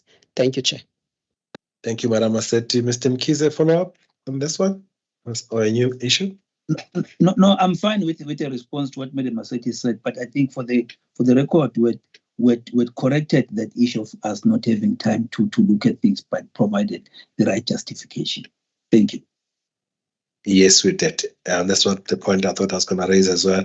But I think the issue here, Madam Maseti, is that I think on the process issue is that what the colleagues are saying, in this particular case, the decision that's before us takes into account the cost of supply study. But the cost of supply study itself was not approved on its own. It's the tariffs that are being put before us that are being asked to be approved, but they are based on the cost of supply study. That was my understanding. So it's not like there is any difference that in terms of the process, we do not approve the cost of supply study. We approve the tariffs, but they must be based on a cost of, or approve the tariffs, but whether it's structure or whatever, but they must be predicated on the cost of supply study. That's what I'd understood as colleagues were saying. But on the earlier one, we did correct that it's not the time of the receipt of the cost of supply. That's why it's not the reason why we actually rejected that one. With that, members, if I can then take yes, Mr. Mkize. Sorry to delay you, Chair. I'd just like to check here. Okay, no, I'm covered by what I see now on the chat. Because my understanding is that you don't necessarily have to approve a cost of supply, but you need to analyze and take decisions thereon. Thank you. All right. No, thank you. So can I take you, you've got 8 minutes, colleagues. Can I take you then to the decision that is sought, which is on page 249 of 384. And that decision is that the tariffs be approved as recommended for implementation, and that the municipality is required to manage its inefficiency by addressing high expenditure on electricity accounting in an effort to sustain financial health going forward. By show of hands, members, if we can vote for that. Thank you, Mr. Mkize. Madam Maseti, are you comfortable to vote? Madam Maseti, Advocate Tola, thank you. You've got your decision. I support the decision as well. So you have your decision. So that was Bear's note here. So colleagues, in the last 7 minutes, you've got to present those other two. Mrs. Chotlo, can I hand over to you? Yeah, Chair. I think maybe let's quickly do the city power and then followed by the Pixie Kakaseme. And yeah, unfortunately, time is out of. We don't have sufficient time, and members had requested that we present this in more detail. So, but colleagues, try and cover all the issues. Dr. Conjolayo, you'll be first, but I see still the advocate there wants to say something. Yes, please. Chairperson, I was just going to say the summary has been given at the beginning in the first minutes of the start of our meeting. Maybe if the colleagues can just go straight to the issues on these two tariffs to minimize time, Chair. Thank you. Thank you. Can you please assist in that fashion, team, please? All right, Chair. I will start with City Power. So City Power also did submit a cost of supply study, and they actually also submitted a number of proposals to restructure their tariffs. including in increasing the basic charges for large power users. But they did not submit a revenue impact analysis, which should be part of the cost of supply, to show specifically for those customers that the impact of these proposed changes. So at this stage, we are not recommending the approval of these changes to the tariff structures. But the average price increase that they are applying for is 14.97. So, Chair, the only tariff component that we are recommending for approval is for large power users. Chair, on page 35 of that, I think it's 51-page document that was uploaded by RSU. So basically, this tariff is designed for, it's actually based on the cost of supply, but it's designed for customers that don't use their demand for the whole year. So for seasonal customers that maybe produce at a certain time of the year, so that the recovery of their network costs is split between fixed and variable charges. So in that table there, I did an analysis just to show when this network capacity charge and demand charge, which are for distribution-related costs, is split between the two tariffs. This is how much they will save if they notify their demand upfront. So that's the only change that we are recommending for approval at this stage. So as City Power tariffs are, as I said, within the guideline, but there is a tariff for Egoruleni, which is based on the Eskom Mega Flex, as well as a tariff that is on a special pricing dispensation for another customer. So, Chair, we do recommend the approval of Eskom City Power's tariffs, which is on page 48 of the document, the smaller document. Thank you, Dr. Konjelayo. Yes. Thank you for the input. Can I open up to members? Any questions, members, on this? Seems pretty straightforward. If not, then members, can I then take you for a decision on this one, if you don't mind? That's on page 48. That's City Power. Mr. Mkhize? Are you voting? Yeah, you just pardon me, Chair. I don't want to delay. The 14.97 is applicable, and then there is an introduction of a new tariff? Just want to get that thing clear, because if there are changes in the tariff, maybe things must be looked different. Can you just clarify? I didn't get that one. Maybe I didn't follow you, Dr. Quay.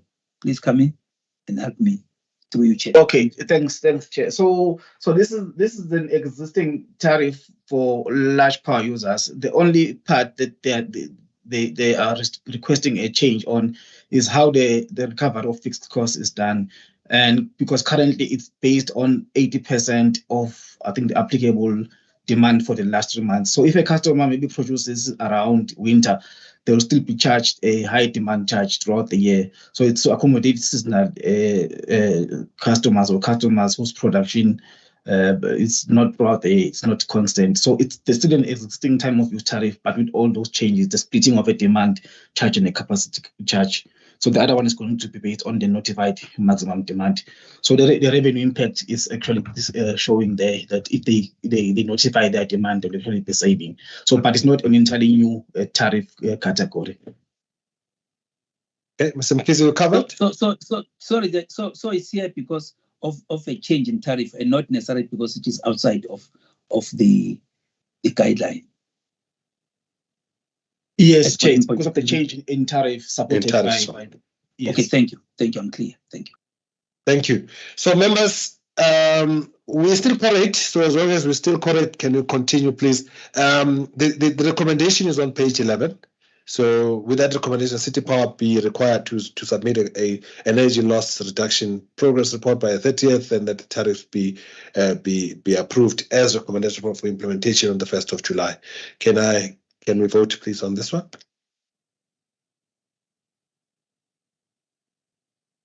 Thank you, Advocate. Thank you, Madam Massetti. Mr. Mkhize, comfortable, and I also support. So, Dr. Konjula, you've got your decision. Members, I know we've got 1 minute, but can I just ask for your indulgence? We just left with one, Pixligaseme, which you already had, especially all the members that are here, we already had this one under REC. It's just that there's a change. Can I ask that the change be presented, and therefore if we can then go for a decision, please? Mr. Sichotlo, who's presenting this one? Ms. Tand? Chair, just so that we manage time, let me rather do it, and then if ever there's any questions, colleagues can assist. Chairperson, as stated at the REC and even this morning, we had received an original application from the municipality. The application was within a guideline. However, when we had already submitted it to the REC, there were changes that we received yesterday because they said, council had said yesterday. And that changes the application from 15.1 to 18.7%, Chairperson. And our view is that it is not sufficiently motivated. And also, I mean, we tried to engage the Munich even this morning, but we could not get more information. And again, they've got high system losses, which we believe can be, if they can be reduced, then they can still have a sufficient revenue recovery to fill the gap on its deficit. So, Chair, with that, we are saying, but again, Chair, there was maybe when I finished, there was a request that we confirm with LAS whether this is an application that we can consider. I think Edhuma and Advocate Morati can do that. But our final recommendation is to say that these tariffs be limited to the guideline increase of 15.1%, Chairperson, and the tariffs are shown under Table 7, under Section 7, all individual tariffs, but all of them have been limited to 15.1. Thank you, Chair. Thank you, Mr. Sichotlo. Members, any further questions on this? Oh, but before they do you want to comment, Ms. Masike and Advocate, on the question of the validity of this application?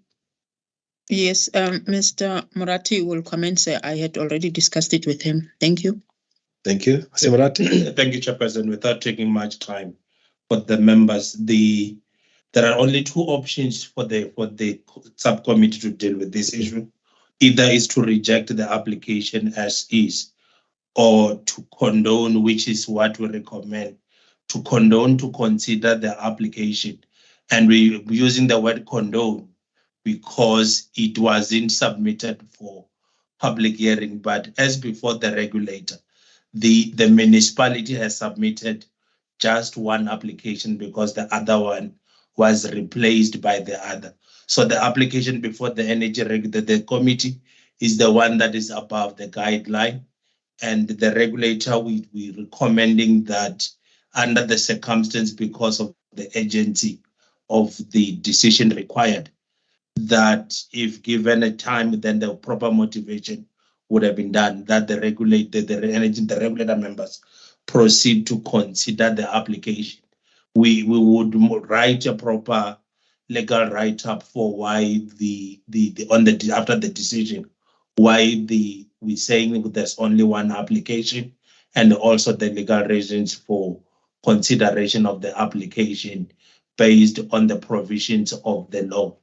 Thank you, Chair. Thank you, Mr. Morati. Members, with that information that's been presented, any further questions, Madam Maseti?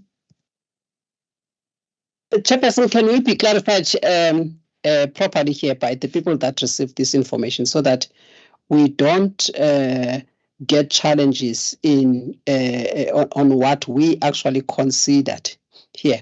My understanding is that we've got an original application.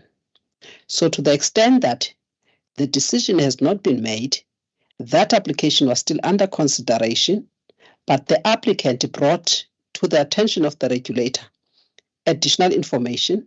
So, and our laws, they do allow for additional information.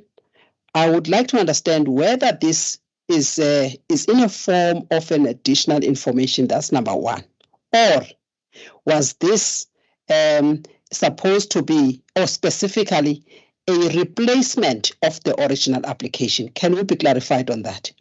And so that in that request, is it very specific that they are withdrawing the original application entirely and they are replacing it with the new application, which is what now came to the ELS? Can we be clarified on those things before we go ahead, Chairperson, so that we know exactly what we're dealing with here? We might be taking wrong decisions, or information that is brought to us and clarity then might lead us to wrong decisions. So I just want to understand that. Is it additional information? Is it a full replacement or entire replacement of the original application and a withdrawal of that original application? Thank you. Thank you, Madam Aseti. Mr. Mkhize? No. In the interest of time, I think I'm covered. That is the question, the original question that I posed. Thank you. Thank you. Mr. Murati, maybe you can respond better. So we just... Yeah, I think Madam Masike is better. Okay. Best position to do an assessment of the two, what the communication was. Thank you. Madam Masike? Chairperson, I think the revised application that was sent last night was to replace the original application of 15.5%. But Delisile, can you confirm if they were withdrawing the 15? Because my understanding is that it's a replacement of the 15.1%. The 18.7 application is replacing the one that was submitted earlier. Yes, the application received yesterday was the replacement of the 15.10, and while I was busy discussing with the CFO, he therefore sent me the SMS to say they withdraw the 15.10, so I must use 18.7 as per the council decision that was sitting yesterday. Thank you. If I can summarize from what I'm hearing, colleagues, from the three colleagues speaking, including Mr. Murati, is that this is a new application. It replaces, and what Mr. Murati is saying is that we're condoning the late submission of that, and this is allowed in terms of the law. So it is a new application with a different number, and that's what is being considered. However, the team is then coming back and saying it was not sufficiently motivated. Therefore, the team is saying we're reverting back to a guideline increase. That is what is before us, colleagues. I'm hoping that's clear. That's not for me, Chairperson, but I'm not going to delay the meeting. I think the other colleagues can vote on it, Chair. But I'm not clear. I think it's just a communication here of the replacement of the amount, not a new application that has been brought with all of the the particulars of that info of that application. For me, it's a challenge, Chair. But I don't want to hold the meeting, Chair. Thanks. Well, unfortunately, we'll still need your vote on this one for this decision to hold. Mr. Mkhize? Yeah, I think as one has said much earlier, to say just be very categorical around this matter. Are we having two applications? Are we having one application? Are we having additional information that has been put? It should be clear as to what has happened in terms of not seeking to hold the meeting, and because the matter comes out very clear, is that if the decision, I would support staying with the 15.1% in view of the fact that there has not been any justification that has been provided to increase, even no matter what it is. But let us be very clear as to what we are dealing with, so that we can be able to cover all ground and make sure that there are no comebacks from a legal standpoint. But in the interest of really coming to a decision, knowing where we stand now in terms of the timeframes that we are working against, I think it's very important to be very clear what process we have and follow through that process. But either way, for me, I would still say that the 15.1% stands because of the justification. And we've done it with others where they've had an increase above, even if you say original application, and there's no justification. Therefore, thank you. Okay. Mr. Hunt, can I ask a direct question? The question is asked by members here. Did Pixley SMS provide a new application, or do they just simply, based on the phone call, change the number from 15.01 to 18? What exactly are we dealing with? Over to you, ma'am. Okay. I received the email that clearly states that kindly receive the new tariff application based on the council sitting decision that was seated yesterday. Okay.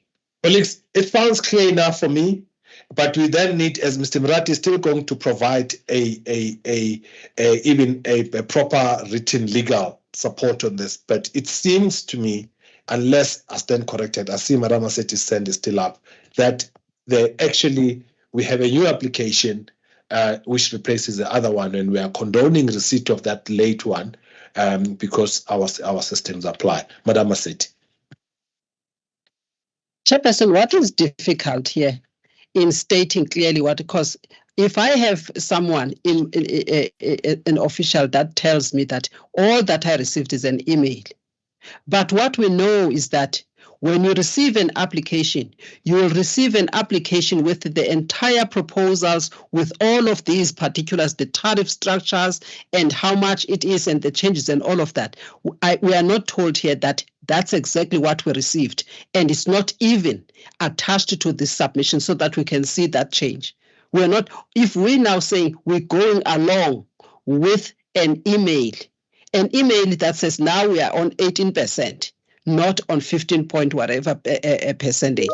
So for me, that is a problem. And I'm saying an email that does not constitute or comprise of the particulars of the entire application, for me, that is problematic. It doesn't mean that you are given a completely new application, except that you are told by email that change that one into this one.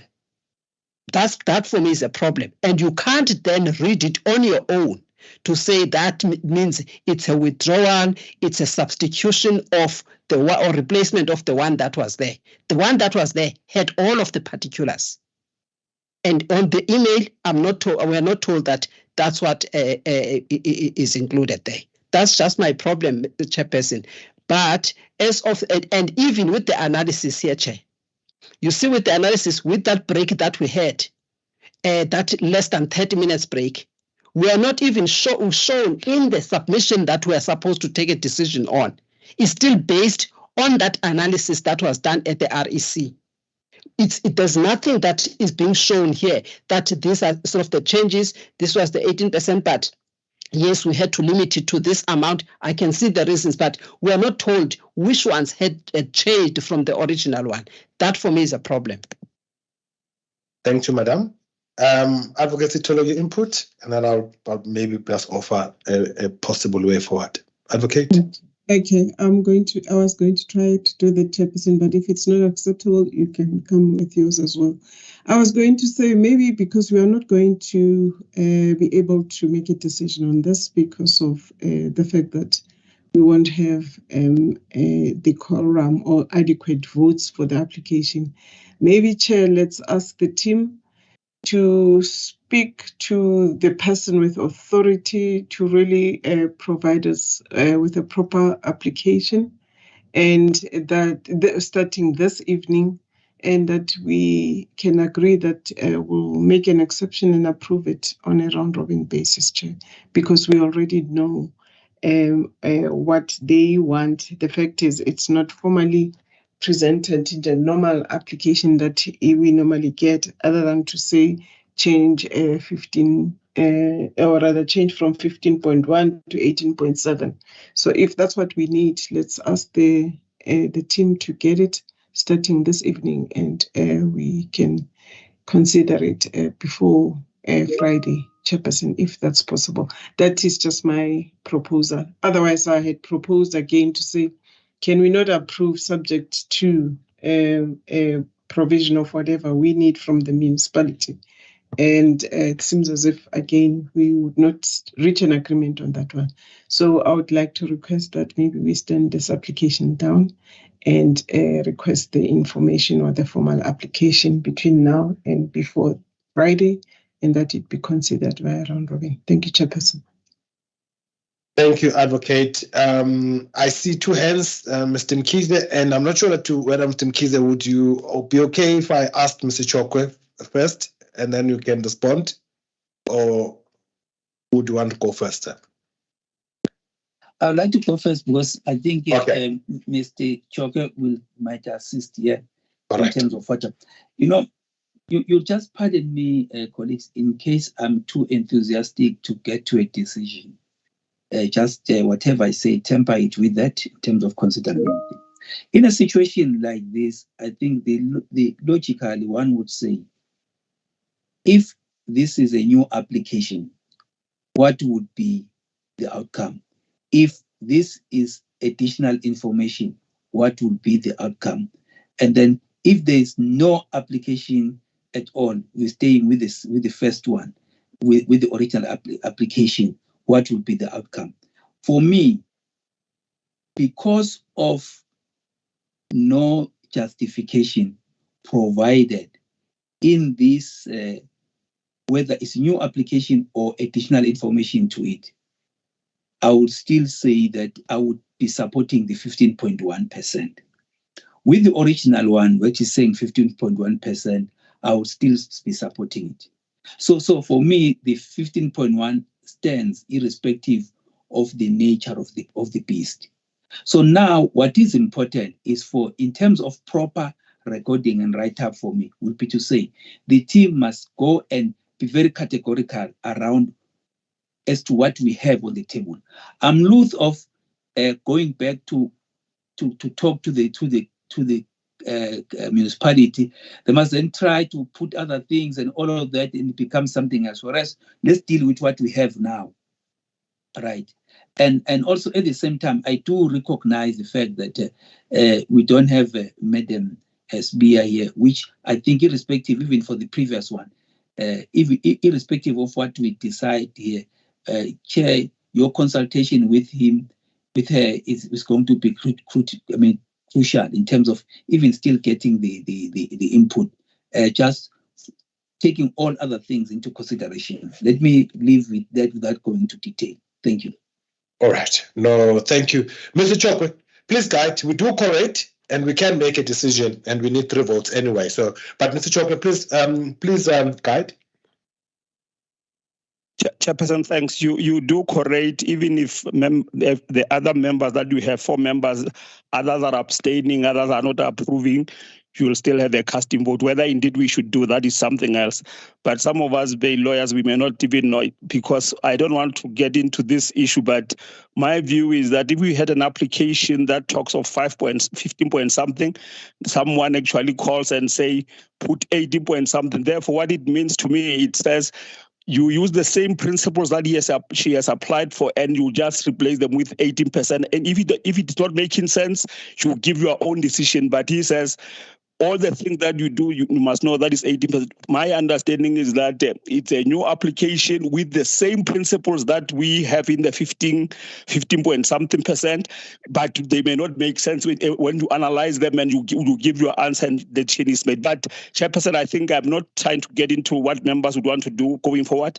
I wanted to confirm that the majority of the people present in the meeting, actually it's happening. We don't need to have 4 members to vote yes. Actually, it can be 1-1-2 or 1-1-0, but we are in order. Thanks, Chairperson. Thank you, Mr. Chokwe. Members, I think the suggestion I was going to make was that let's vote on this and make whatever decision that needs to be, taking into account all of the issues raised by Mr. Mkhize, noting, for instance, other members that may not have been party to this. But as we vote, to note that we need to regularize everything. For instance, whatever information, whatever that came via email still needs to be provided. Whatever legal analysis that legal still needs to do, it still needs to be incorporated in terms of the decision. But if we have a decision today, let's vote, colleagues, and have a decision, because tomorrow brings other issues. So for that, members, if you don't mind, having deliberated on this for this long, I would like to put this on a vote and see if we can get enough people to actually vote on this. So members, can I put it forward to you? If it fails on a vote, then it's fine. We'll actually have to look at a different one. But members, can we vote to that? So the team is saying the tariff, as analyzed by the team, is the one that needs to be recommended as in tariff analysis for implementation 1st of July. That the application for 18.7% be rejected as it is not substantiated by motivation. Members, can we vote on this with the view that all the other information will still need to be will still need to provide it? By show of hands, members, if we can vote on this one. Thank you, Mr. Mkhize. Thank you, Advocate Sitol. I also vote on it. So we have 3 votes. So I hope I don't need to exercise my casting vote, but we have 3 votes. But Chairperson, we you need to can exercise your casting vote. I am allowing you for that. That's why I said for the meeting. Otherwise, you are not going to be able to exercise your casting vote if I left. Yes. But I would want you to have a decision, so you can exercise it. Thank you, Madam Massetti. So if we need to, members, then I'll exercise my casting vote. So we have a decision of 4. Mr. Chokwe? Do I even need to? There is no need of casting vote. It's when there is a tie. If there is no tie, Chairperson, there is no need for casting vote. Thank you. Thanks. All right. Thank you, members. This is almost 2 hours after we are meant to conclude this. I really thank you for sitting this through. It is the 28th of June. Mr. Mabunda, you want to say something? Chair, for proper recording. I noted that Ms. Massetti was not supportive, but what's her decision? Is she abstaining? Just for the record, ma'am, please assist. Madam Massetti? Yes, please, sir. Chairperson, mine is not abstaining, is a dissenting vote on the basis that we do not know what is before us, whether it was just a replacement of parts of the original application, number 1. Number 2, there is no analysis of the new information that we accepted as part of the application. That is the second thing. And therefore, we are voting and taking a decision, for me at least, in the dark, not understanding exactly what changed, what is before us, what is it that we did not agree with. Is not in the analysis, is not in the submission. So that is my dissenting. Those are my the basis for my dissenting views in my view, Chair. That I did not get. Thank you, Chair.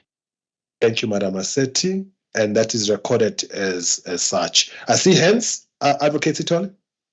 Yes, Chairperson. If I'm not correct, I may be corrected. I thought I heard Ms. Massetti saying that there is no analysis. I thought the recommendation from the team was based on the analysis. They did take into account the 18.7%. Maybe she means the actual presentation of the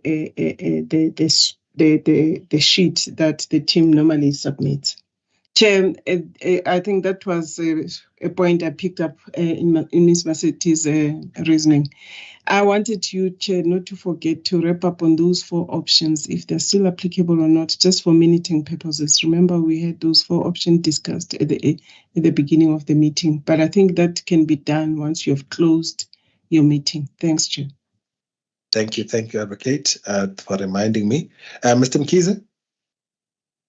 Thanks, Chairperson. I think normally the part that we follow is one of trying to persuade a member that is abstaining or having a dissenting view, and then we stand with that. I had tried to put that in the beginning to state that we can vote and then regularize, because what I was saying from my side, based on the information presented, there is nothing that stops us from voting, because irrespective of the nature of the submission before us, for me at least, I was still coming to the same thing of 15.10%. Hence, to say regularize, and to say that on page 6, it's very clear that we've got a tariff analysis that does include the 18.7%, which is different from the one that was supposed to be with RC. But in any event, I know that Madam Massetti has now vanished. So my talking now is not going to be any helpful in any event, but we've already come to a decision. I was trying just to get to that. I'm fine with it. Thank you. Thank you, members. Madam Massetti did indicate, did request to leave. She sent me a message. I think she sent it on the chat anyway. But I think, colleagues, yes, as you say, the first option for us is to try to convince ourselves, to convince each other. But if a member is, in terms of the analysis that they have before them, they are uncomfortable with the lending, I think they are free, colleagues, to actually make that lending. And it's not for us to find fault with it or whatever. Her reasons have not been recorded by Mr. Mabunda. We may disagree with them, but they are her reasons. So if we can leave it like that, members, I'd really appreciate that. Mr. Mabunda, see your hand is still up. Chairperson, I'm glad that we are done with the business of the day. Anything that we say after Ms. Massetti have departed, we are saying it on the under the workshop mode. We are no longer correcting, and the reason I'm saying that we are done with the meeting. Thank you. All right. Can I then close the meeting, because unfortunately I'm not even sure whether Mr. Mateja has stopped, because this was one of those things that's supposed to be discussed and with live streaming. Mr. Mateja, can you stop the live streaming now if you are still live streaming? Or have you read? I'm gonna stop now. All right. No, thank you. All right, members, as indicated, we are now